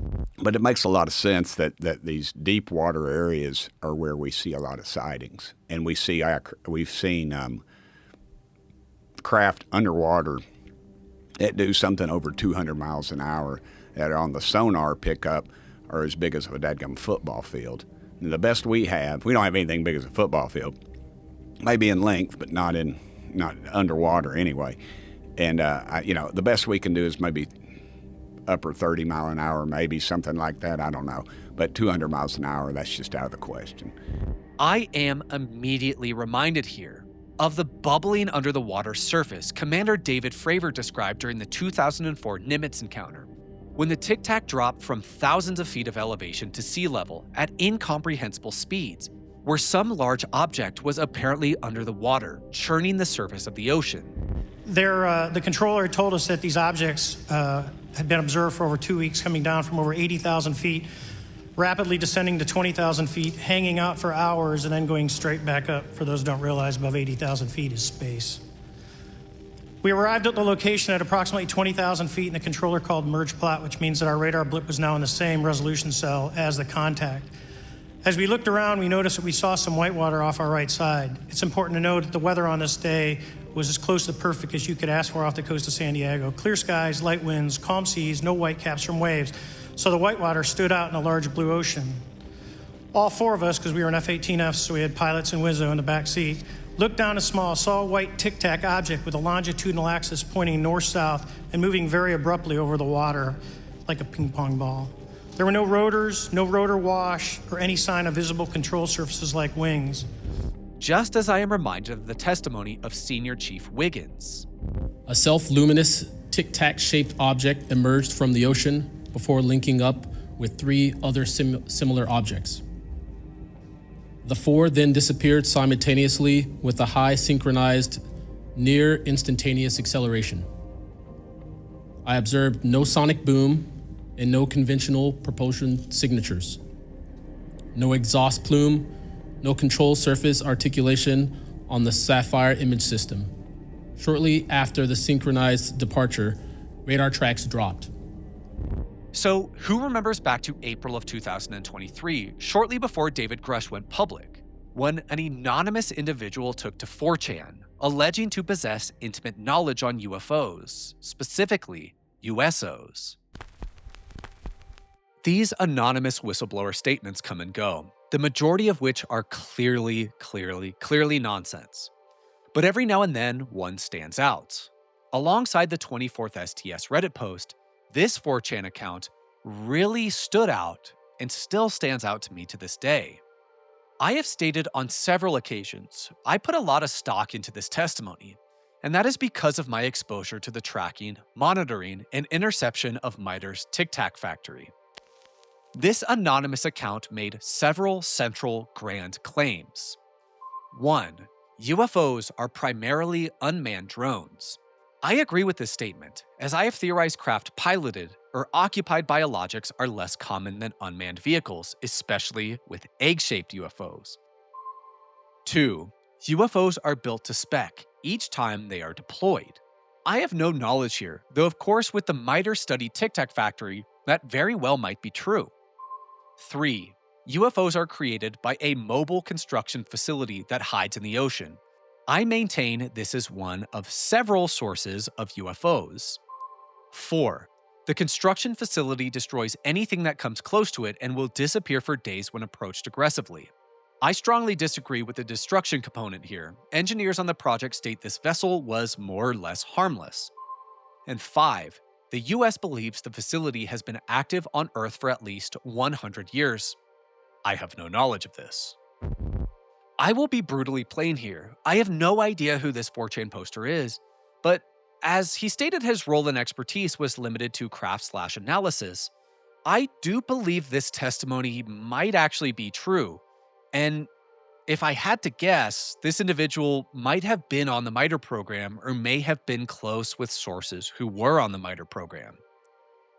I should point out here that this poster claims to have significantly more knowledge about the project than many of the engineer contacts of mine who were formerly read into the Tic Tac Factory program. Indeed, just like Legacy Activity 1 within MITRE, this program, even amongst highly cleared individuals within MITRE, was extremely compartmented, and knowledge was strictly siloed.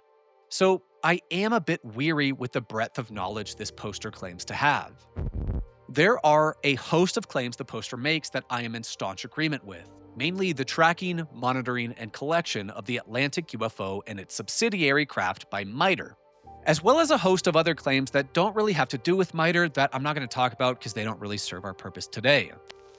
There are also a list of claims the poster makes that I have zero knowledge on and could be complete fabrication or completely true.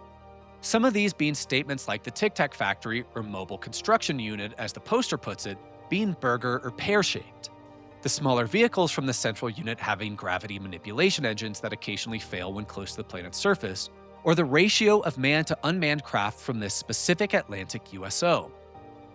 And to be fair, there are several statements the poster made that I do disagree with based upon my understanding of the MITRE project and UFO legacy programs at large.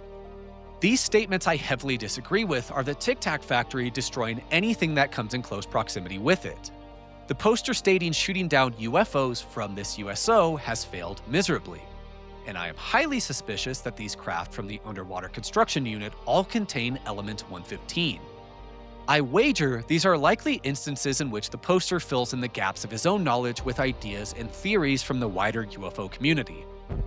I could spend hours breaking down this whole post, and maybe one day I will on an informal live stream, but I really want to stick with what I know to be true about this MITRE program. The poster said one thing that likely means nothing to most others, but means the world to me. One user asked, quote, "Why do you not know anything about the last 2 years?" End quote. To which the poster replied, quote, "Moved on from the project because of new management that didn't trust the older proven methods." End quote. I have spoken quite a bit about UFO disclosure being a race against time, with UFO graybeards aging and dying out, seeing a catastrophic loss of institutional knowledge. I have cited the fact there is no central legacy program records repository. That legacy program records, like in Fairfax, Virginia, under MITRE, are periodically destroyed, burned, or buried. And I have said time and time again, in the early 2010s, there was an effort to restrict historical briefings on legacy program incumbents within a specific organization. Well, that organization is MITRE. In 2011, everything changed for MITRE. Top-down orders to the hidden MITRE SSO mandated engineers, security officers, scientists, INDUSEC personnel, etc. that were coming into the program as newcomers be briefed only on what they needed to know about the legacy activities to conduct their missions. Newcomers were not to be briefed on the program's history and origins, material chain of custody, breakthroughs, successes, etc. Basically, MITRE program incumbents from 2011 onward would be ignorant to the fact their WUSAPs indeed tracked and monitored USOs, or performed RDT&E on recovered UFO technology. And we have already seen MITRE did indeed have the security infrastructure to silo this information within the programs and put this clamp on ridiculously easily. This to me is catastrophic. And even worse, I understand this was not limited to MITRE. But why did this happen? Well, For the reverse engineering portfolio, this at least partially happened in my opinion, because 2011 saw the introduction of intelligence community partners, specifically the CIA, into this legacy project. My educated guess is DoD leadership in MITRE did not fully trust the CIA with this project. From 1958 to 2011, this project was strictly DoD, Navy, and MITRE. We already saw at MITRE's founding, the Army, Navy, and Air Force saw a massive power struggle with MITRE caught in the middle of who would lose control over specific critical national technologies. I believe we saw the same thing here, where the forced introduction of a new mission partner saw a total clampdown on the project, fearful of intelligence community partners. Why do I say forced introduction of new mission partners?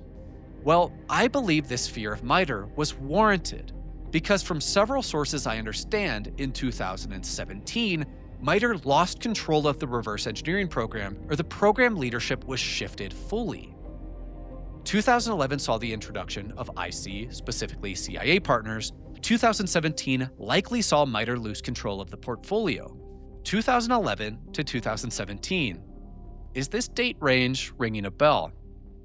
I can test with extreme confidence this date range coincides directly with James Clapper taking over as the shell of the legacy program mob boss in 2010, after the last figure to rule the programs with an iron grip, Vice President Dick Cheney, left office.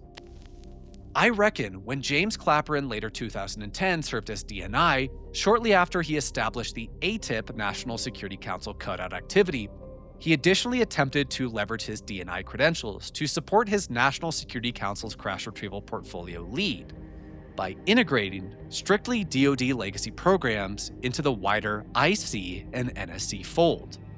This inclusion saw the absorption of the MITRE programs.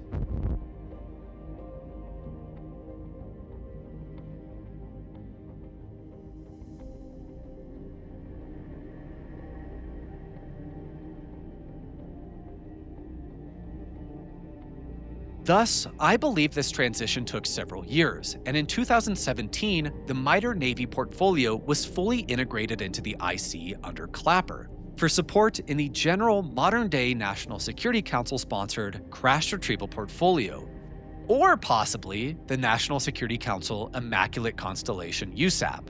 It makes sense for myriad reasons why these technologies would serve well in such programs. Regardless of the full reason, this legacy program factionality and tug of war is a massive concern attesting to the siloed nature and flat hierarchy of the extremely scattered legacy programs, where one program attempts to absorb another program, or one program doesn't trust a cabinet-level agency or similar concepts. This is why I said in my legacy program security video, these programs exist in a fractured state with severe brain drain, long past the legacy golden age, at serious risk of losing a sub rosa Cold War to our peer adversaries, especially because some of our adversaries have outpaced us with certain technologies.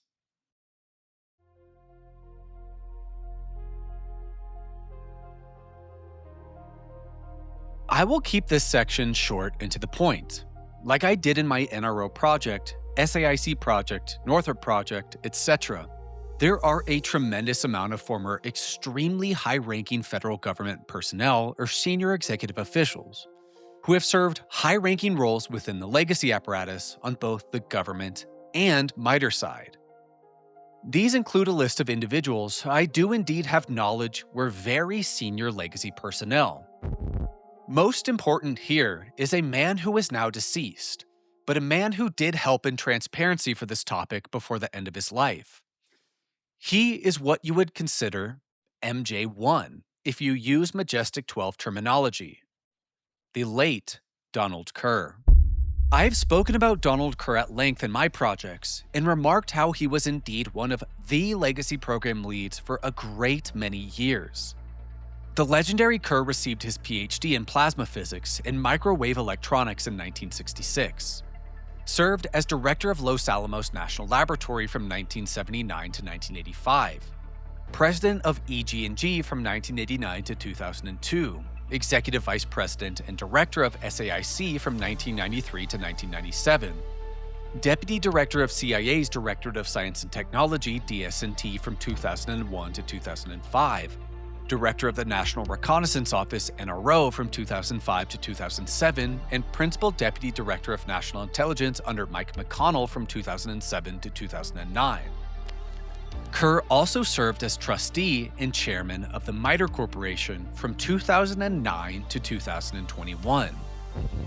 How interesting is it? The Principal Deputy Director for National Intelligence, PDD&I, is often staffed by an agency spook with strong ties to CIA or other IC elements and a major FFRDC.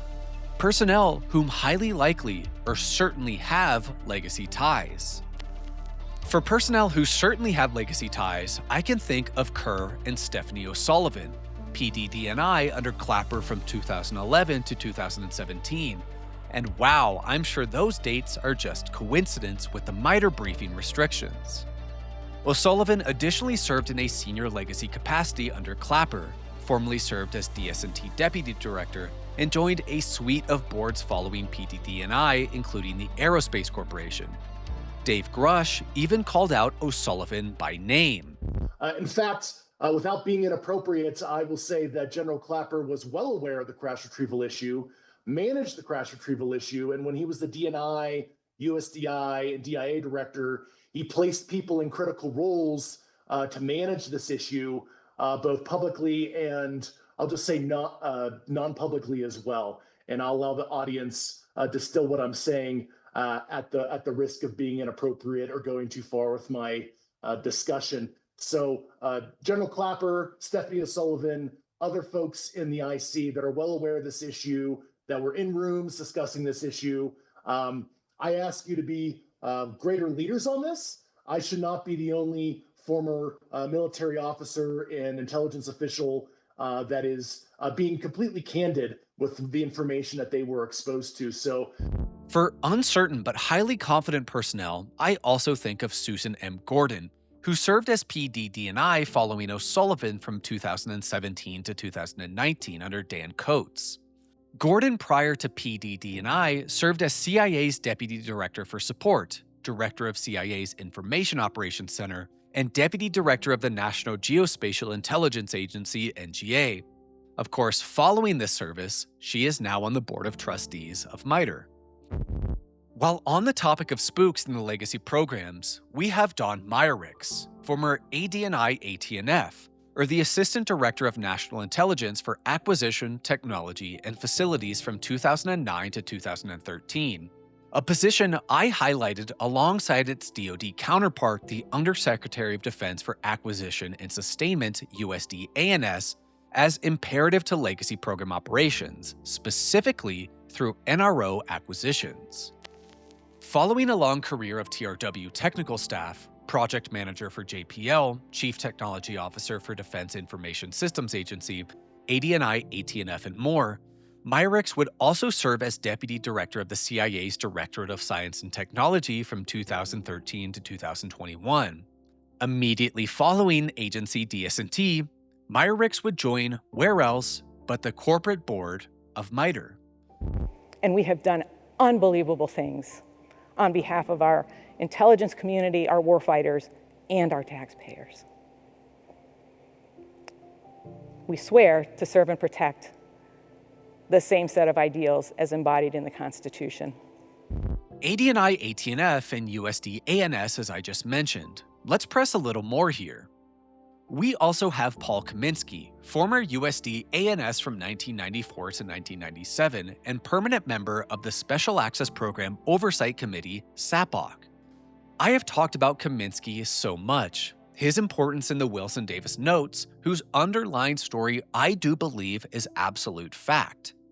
The importance of the USD-ANS, then known as the OUSTAT in Kaminsky's time, and how the SAPOC is a critical gatekeeping structure for the legacy programs following 1994, and I've talked about all this so much, I will waste no more time here.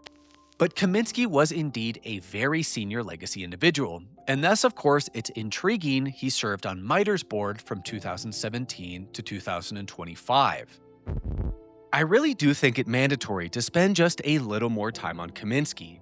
a man whom I know has very deep legacy ties, and discuss how integral MITRE is to the overall legacy program ecosystem. Part of my two-part legacy program secrecy epic was discussing how in 1994, the programs permanently vested control of the legacy portfolio within a quasi-government and industry control group of 27 in order to hide from the disclosure appetite of then-President Bill Clinton. I cited that reforms done to the Special Access Program ecosystem under Bill Perry in 1994 also significantly strengthened the gatekeeping structure under specifically the SAPOC and its SRG, otherwise known as the Special Access Program Oversight Committee and its Senior Review Group, that restricted quote-unquote temporary employees and those inside the federal government without a need to know from accessing the programs. Indeed, this is one of the many reasons why I strongly believe the overall concepts presented in the Wilson Davis notes are true, as the notes speak on Bill Perry, Kaminsky, and other similar topics surrounding this 1994 SAP reorganization to protect the programs, but that is neither here nor there. Well, when this 1994 effort to significantly enhance DoD SAP management and control structures that I believe was directly tied to protecting UFO programs was enacted, Kaminsky was serving as both the position of USTAT, Undersecretary of Defense for Acquisition and Technology, again a role imperative to the legacy programs, as well as a permanent member of the Special Access Program Oversight Committee, SAPOC. I find it equally intriguing, the man who served as the chair of the SAPOC at this time, and a man who I talk about often, the Honorable John M. Deutsch, served on the board of the MITRE Corporation before and during his tenure as USTAT and the Secretary of Defense. Indeed, though not officially employed by MITRE, at least publicly, I am also aware that Linton Wells II, former member of the SAPOC SRG, 14-year senior executive service within the OSD, the Office of the Secretary of Defense, and 26-year naval veteran as an officer, was indeed briefed into the MITRE legacy programs at least in the mid to late 2000s. So again, it has been told to me MITRE is the paragon for legacy program secrecy and a model for the onion secrecy apparatus. How interesting is it that during one of the greatest inflection points in legacy program history, 1994, that saw radical changes to the legacy programs with gatekeeping duties relegated to the highest echelons of the SAP governance structure, this epoch also saw prior, future, or tangential, very senior MITRE members intimately involved with this process. Speaking of USD A&S, there is another former title holder I highly wager was deep legacy program, Mr. William A. LaPlante. LaPlante served as USD A&S during the Biden administration from 2022 to 2025. Prior to that senior defense position, LaPlante also served as the Assistant Secretary of the Air Force for Acquisition, Technology, and Logistics, or ASECAF ATNL, from 2014 to 2017.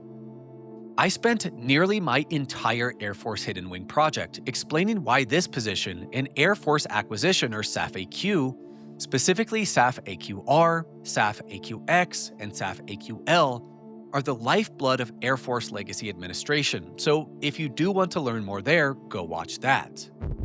LaPlante served in Johns Hopkins Applied Physics Laboratory APL, a legacy program UARC, University Affiliated Research Center. Served on the Defense Science Board around 2013, where he certainly crossed paths with Kerr, who was serving his second stint with the DSB from 2010 to the early 2020s, and today serves on the corporate board of the Aerospace Corporation. Quite the legacy resume, no? With his knowledge from Johns Hopkins Applied Physics Laboratory, LaPlante joined MITRE in 2011 as the Missile Defense Portfolio Director. He would leave MITRE in 2013 to serve as ASECAF ATNL, only to return to MITRE in 2015 to serve as Senior VP and General Manager for the MITRE NSEC. So from 2015 to 2017, LaPlante served dual-hatted roles at MITRE and Air Force Acquisition. Where have we heard this before? We could go on and on about MITRE personnel, but I will save our last few sentences with MITRE to talk about Aero. I will keep this super brief, as I have talked about this connection many times over and have nothing new to add, but of course it's relevant here. For one, we have disgraced ex-Aero director Sean Kirkpatrick, and now his company Nonlinear Solutions is now subcontracting under MITRE for US Spacecom. I see no reason to touch on this more until I have something new to speak on. Indeed, we also have one Mr. Ronald Moultrie, former USD INS Intelligence and Security and Sean Kirkpatrick's good friend, a man that played a major role in establishing Aero and provided oversight and direction to Aero in its early years. Comically here, Ronald Moultrie removed MITRE from his public CV.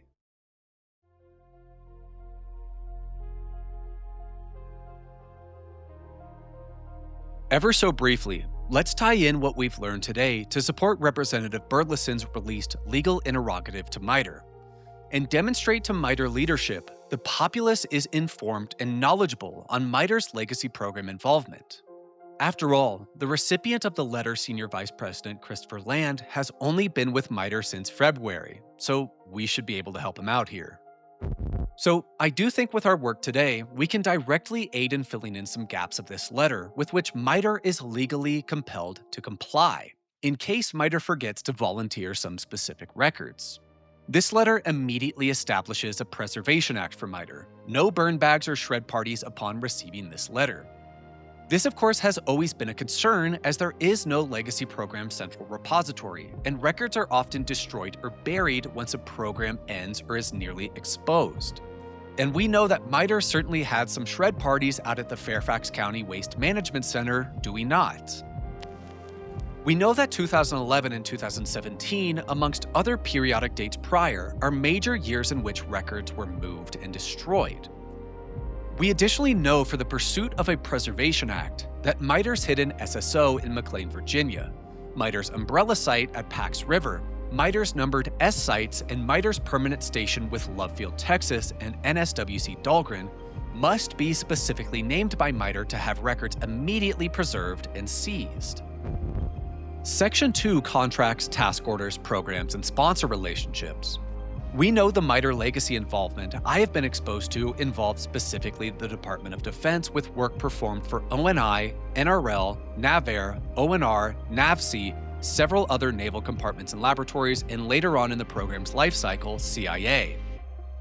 We know of 2 distinct programs in which MITRE was tasked, since its inception, by the Navy to reverse engineer and exploit recovered UFO technologies, as to evaluate, simulate, characterize, red team, threat model, monitor, track, and intercept an enormous undersea USO that deployed smaller vehicles that would traverse in aerospace, undersea, and orbital mediums. On the MITRE side, this will have been out of the hidden SSO, of which the SSO director and MITRE CEO certainly possess knowledge. We know that MITRE performed all of the above in Bullet 6, pretty much always as the prime scientific performer. Indeed, lastly for Point 7, outside of records destruction, we know hidden SSO officers actively obfuscated MITRE legacy programs, running interference against Congress, inspector generals, etc. Section 3 Classified Access, Special Access Programs, and Oversight Visibility. We discussed MITRE operating these programs within Waived Unacknowledged Special Access Programs, WUSAPs, but featuring Managed Need-to-Know Compartments, MNTKs, and code words, as well as have SACO, handle via special access channels only to hide even unclassified information. Again, the government contractor here is on the Navy side, NAVAIR Program Executive Offices, and the Office of Naval Intelligence to be ultra-specific. Additionally, regarding Point 4 here, MITRE personnel on the program were forced to sign a litany of non-disclosure agreements and secrecy documents, all internally generated MITRE documentation, so MITRE should certainly possess copies. Section 5 Sensor Data, Domain Awareness, and UAP USO Detection. Oh boy, do we have some knowledge on this. MITRE and their Navy partnership on this project have quite a long history of extremely substantive record keeping, containing all sorts of intelligence on the enormous Tic Tac factory stationed near the Bahamas. While I do understand if technologies pertaining to the reverse engineering project would not be disclosed publicly, as these are indeed war-altering capabilities, I see no world in which the reality of this non-human presence on our planet for decades, if not hundreds of years to millennia, should not be disclosed. Section 6, Materials, Technology Exploitation, Biological Records, and Health Safety Data. We do know from the reverse engineering program, a documented custody does exist from wreckage held at Wright-Patterson Air Force Base in the late 40s, directly influencing the creation and initial sensitive national programs of MITRE. Remember, my knowledge of this reverse engineering program is strictly technology exploitation and derivation RDT&E. I do not have specific knowledge where, if it does, MITRE actually houses recovered craft and materials. As for chain of custody for this program, that would have involved ARDC out of Wright-Patterson, the US Navy, likely ONI, and NAVAIR, and upon its establishment, of course, MITRE. Section 7, Facilities, Secure Environments, and Physical Custody. Again, we have MITRE's hidden SSO at McLean, Virginia, a major S-numbered umbrella site at Pax River, then critical program locations at NOC 23 and NSWC Dahlgren. And for jointly used facilities here in Point 3, I would strongly recommend making sure MITRE details its ongoing legacy relationship with MIT Lincoln Labs. These program locations on the MITRE side are indeed again numbered S satellite offices, highly secure environments with security standards meeting or exceeding SCIFs and accredited SAP-Fs. Section 9, Third-Party Relationships, Transfers, and Custody. We again have Raytheon, L3 Harris, Lockheed Martin, and MIT Lincoln Labs to name that, of course, MITRE will have some record of. I would additionally wager, and I say that because I do have less evidence, although I am quite confident, Booz Allen Hamilton, Boeing, Mantech, Northrop Grumman, BAE Systems, and Aerojet Rocketdyne are contractors involved in MITRE's UFO work. Last section we will talk about here is Section 10, Budgeting, Funding, and Contracting Controls. We know that funding for MITRE's legacy activities were pulled off of several acknowledged projects, and the hidden SSO was mandated to tell auditors they were lollipop manufacturers if ever questioned. And again, so much of this work, as in Craven's seventh veil analogy, MITRE internally compartmented these programs so much. Endless cover programs and broad systems engineering tasks were actually focused on the legacy programs, though cover program engineers and personnel had zero idea of the underlying legacy structure. So, Mr. Christopher Land, hopefully MITRE is able to answer all of the above, and as we know, much, much more in your response to Congressman Burleson. What's going on, guys? It's Gerb, and I'd like to thank you so much for still being here with me if you still are. Excuse my little chihuahua here. Now is about the time in the video where we get a little less formal, and I kind of go on my end of video rant if you're new around here. So what I like to do at the end of every project is just get on camera, review the project, talk about what we've talked about here today, talk about new things going on, and so forth. You'll notice some new things about this project in particular. For one, the project was much shorter than my usual length. I know my projects, and I don't even try to do this, but just by happenstance, my projects usually even out to about 3.5 hours after this kind of end of video rant. Today, I really wanted to make this video maybe about an hour shorter because there is so much important information, at least in my opinion. I really wanted to make sure all of it was in a more digestible format. You'll also see that I am pictured in the project a little bit more, and this is for two reasons. One, to show that no, my voice isn't AI. I know sometimes I can struggle with voice inflections, but two, also because this cuts down on some editing time. I want to put my face behind my name more often, and by the time this project gets released, I'll have been on News Nation and The Hill for some video news appearances. The Hill was very brief, about 5 minutes. News Nation's about 2 hours. I think it's being split up into 2 parts. So just kind of want to put my face behind my work and show how much I stand behind my work a little more often. So let's break into today's project a little more, and maybe we can start with the subject of FFRDCs. Like I said, it's a bit of a meme at this point. When people mention me, they'll almost immediately mention FFRDCs because that's the acronym I probably say exponentially more than any other. I wonder what my second most said is outside of UFO, UAP, or some pretty standard terms. I would imagine probably SAF-AQ at this point. But I hope this video showed why these semi-private, government-owned, contractor-operated R&D extension arms of the U.S. federal government are important to the UFO Legacy Program architecture. As we discussed, FFRDCs are specialized R&D think tanks that are built specifically for absence of conflict of interest that you might find in the private sector.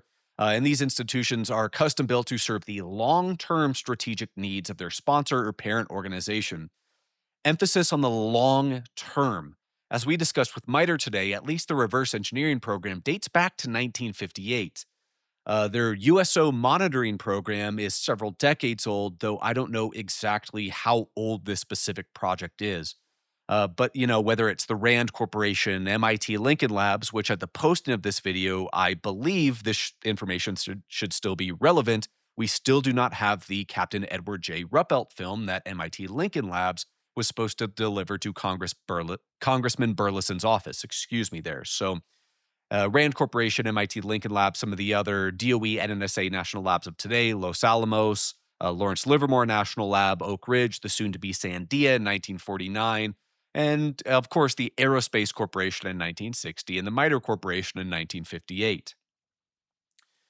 These FFRDCs are the perfect architecture for the U.S. federal government to harness their sensitive national programs, any sort of special access program or TSSCI program that involves information that's critical to national security. Now, this can be through a SAP. This could be through a SAP-like construct.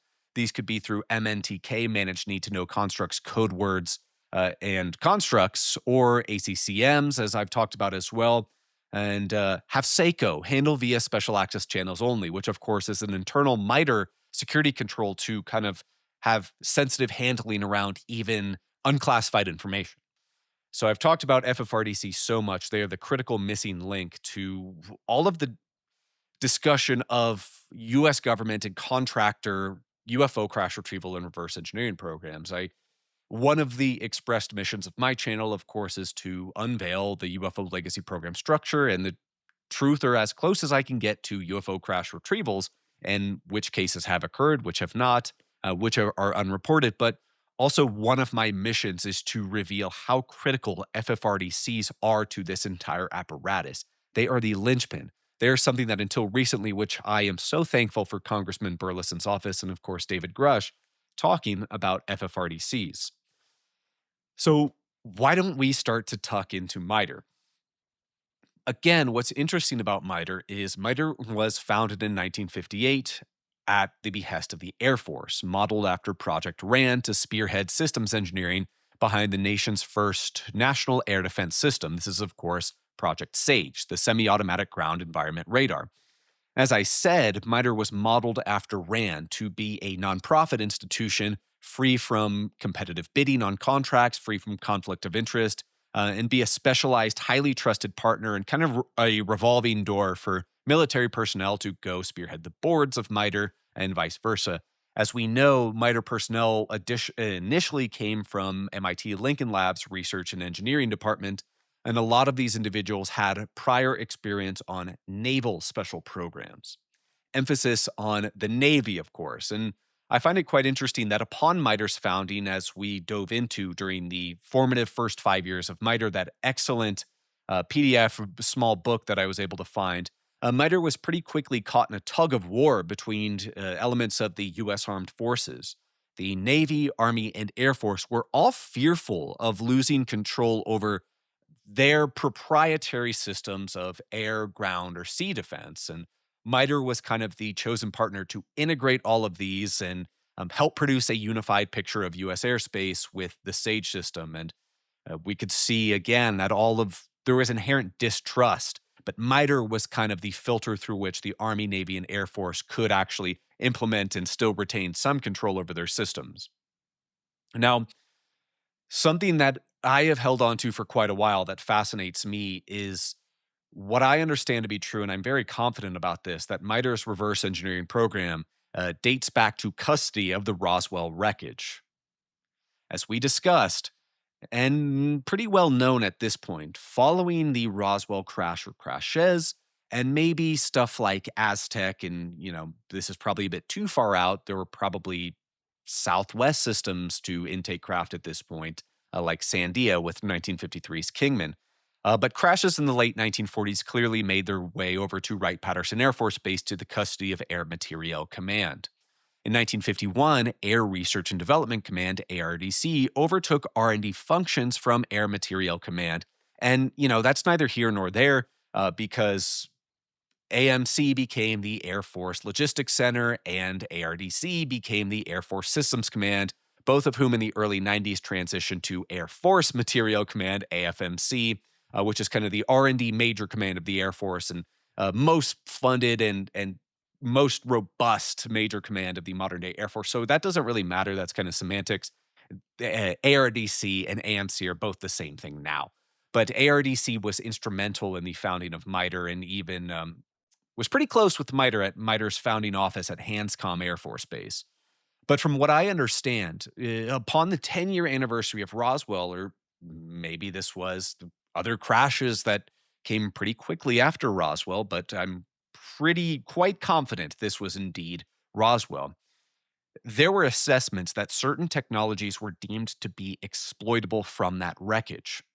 And in this case, the U.S. Air Force, U.S. Army, and U.S. Navy didn't have the technical expertise or in-house personnel or capabilities to exploit these technologies on their own. So as I talk about, what do you do at this point? Do you go to the contractor? Do you go to, at this time, the Bell Labs and Western Electric, who were trusted partners? I mean, look, Truman asked Bell Lab, the president of AT&T at the time, to spearhead Sandia in 1949 and model Sandia's operations after Bell Labs.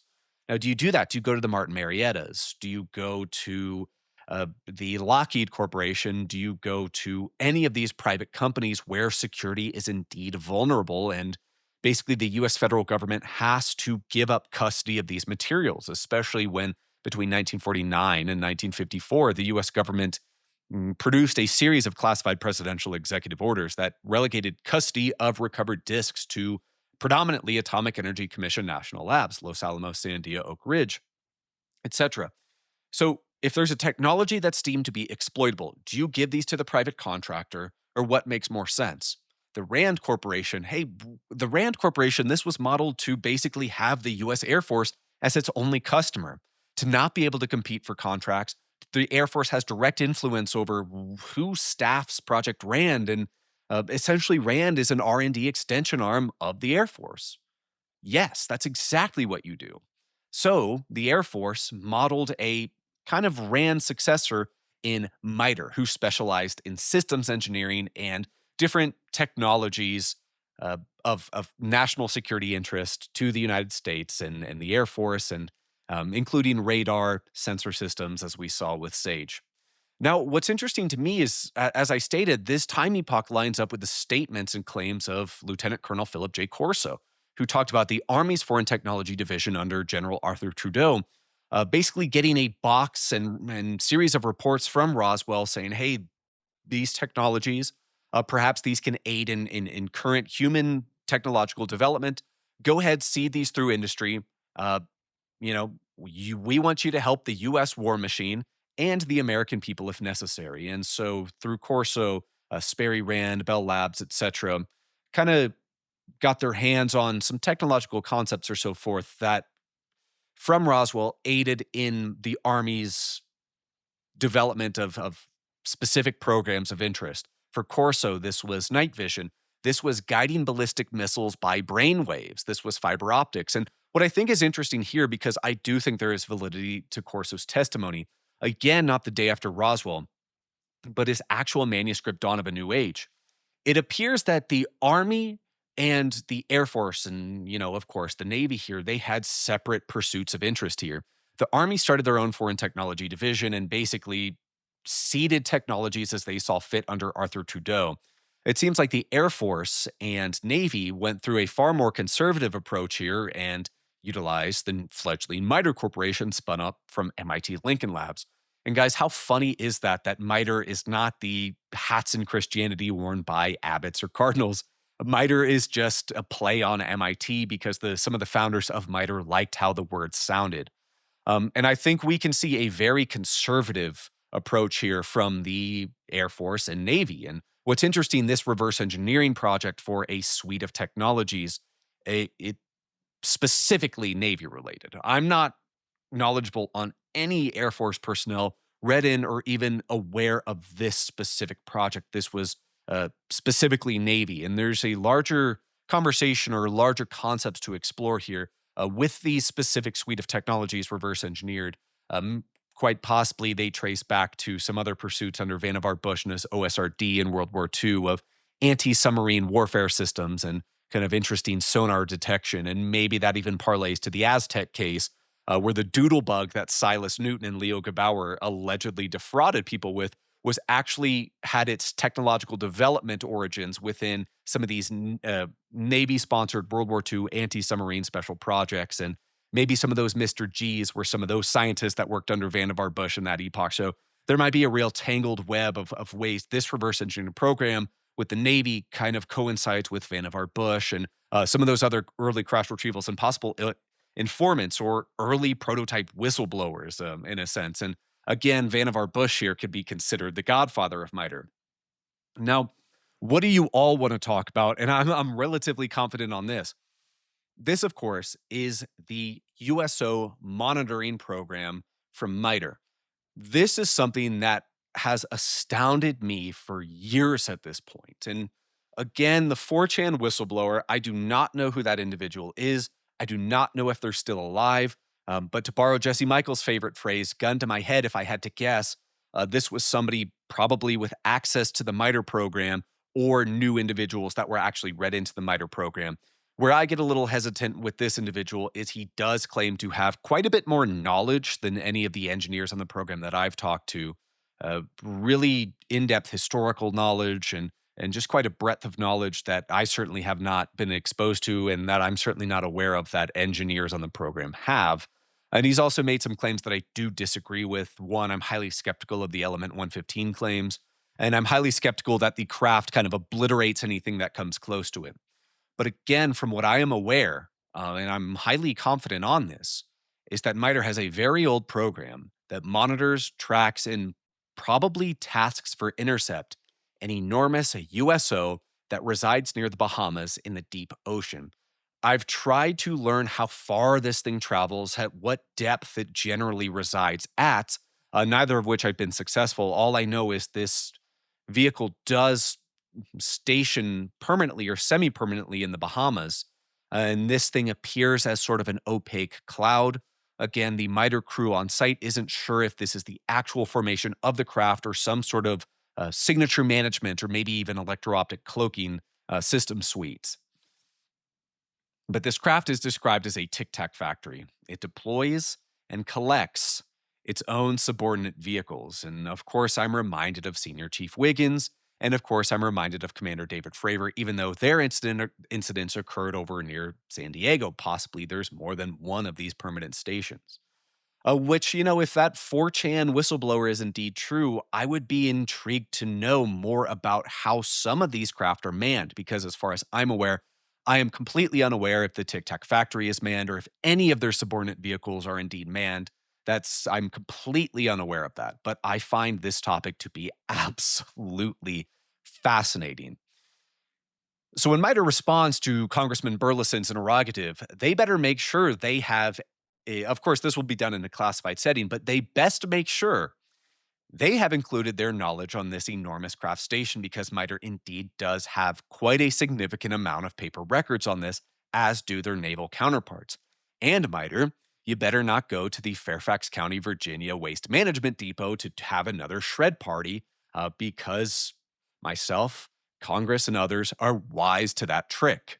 We know you've done that, and we know you've asked Fairfax County Waste Management to essentially leave their depot for a period of a couple hours at a time so you can send in your personnel to go shred, burn, or destroy documents as you see fit. So the American people, if you want to have these reverse engineer technologies, because yes, I understand that these are indeed war altering, still classified and used in covert and clandestine operations, fine, sure. But the American people need to understand that there is an enormous Tic Tac factory near our waters, near Florida in the Bahamas. There is no reason that should be kept from humans, let alone the American people. So I sure hope MITRE does the right thing by including information on that. We've talked about the reverse engineered system. We've talked about the USO. We also need to talk about the briefing restriction in 2011 that I've talked about quite a bit. And yes, as far as I'm aware, this is the first time I've actually talking that this was through MITRE. But what's interesting is my interview with Ross Coulthart. I think we talk about this on air, but if not, that's no problem. He is also aware that specifically in the early 2010s, in institutions separate from MITRE, there were similar briefing restrictions. So my knowledge on this is super localized, that once the CIA was introduced as mission partners, MITRE clamped down and basically said, hey, program newcomers, you will not be briefed in on the history, the capabilities, the successes, some of the more nuanced topics and ideas in the former standard briefing for this program suite. This is for both the USO and the reverse engineered technology suite. But according to Ross, and I think this is likely accurate, this happened in more than just MITRE. And again, my thesis here, because I also understand that more likely than not, MITRE lost control of this program set in 2017. This directly coincides with Lieutenant General James Clapper becoming DNI and basically harnessing control over the remnants of the National Security Council UFO crash retrieval portfolio, and maybe wanting to get these reverse engineered assets into his sort of domain so that his crash retrieval portfolio into the NSC could better have situational awareness, let's say. And maybe this could even factor into the Immaculate Constellation document, an Immaculate Constellation USAP out of the NSC that was enacted in 2017. I'm sure that the actual roots for that program long precede 2017, as we know from NRO Sentient AI program. Even though I think it was 2016, this NRO Sentient was first deployed, its actual roots can be traced back to about 2011 or 2010 or possibly even before. So again, I do think this coincides with Clapper and so forth. I'm rambling because I'm just talking about stuff that's already been in the video. I do hope you found this video insightful, interesting, and maybe learned a thing or two about MITRE. MITRE needs to have the squeeze on them. There's a reason that Representative Burleson and Dave Grush sent such a specific 10-plus page letter to MITRE. MITRE cannot weasel their way out of this one. They must immediately establish a Preservation Act. They do not need to rat out their government customer on the legacy programs by saying, like, this should have been the chain of custody, but it was avoided. They don't need to talk about correct oversight and custodianship of the program. They need to, in a classified setting, divulge their knowledge and their involvement within the legacy program architecture. And that interrogative is very robust. There's very little way to weasel out of that one. There's a lot of names within this MITRE program that will be taken to the appropriate congressional authorities to do with those names as they see fit. Hopefully, some of those individuals are subpoenaed or called before Congress to testify in a closed, or who knows, by some miracle in an open setting. Anyways, guys, I thank you so much for being here. It means the world to me. I got a couple projects in development right now that I'm super excited about.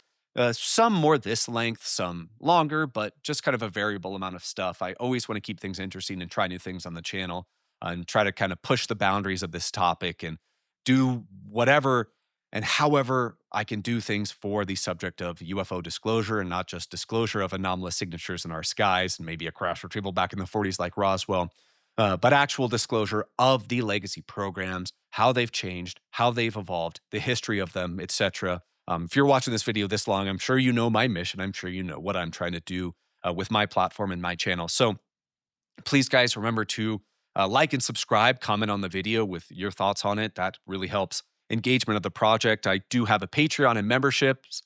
Right now, I can't gatekeep content. I don't gatekeep content. Maybe in the future, I'll do like members and Patreon only lives, like a Q&A once every week or once every 2 weeks. But for right now, I'm just so dead set on the mission. I can't gatekeep content. So if you want to support the channel, just support what you think the channel is worth. And at the very least, please like and subscribe. It helps so much. And just let me know what you think about the video.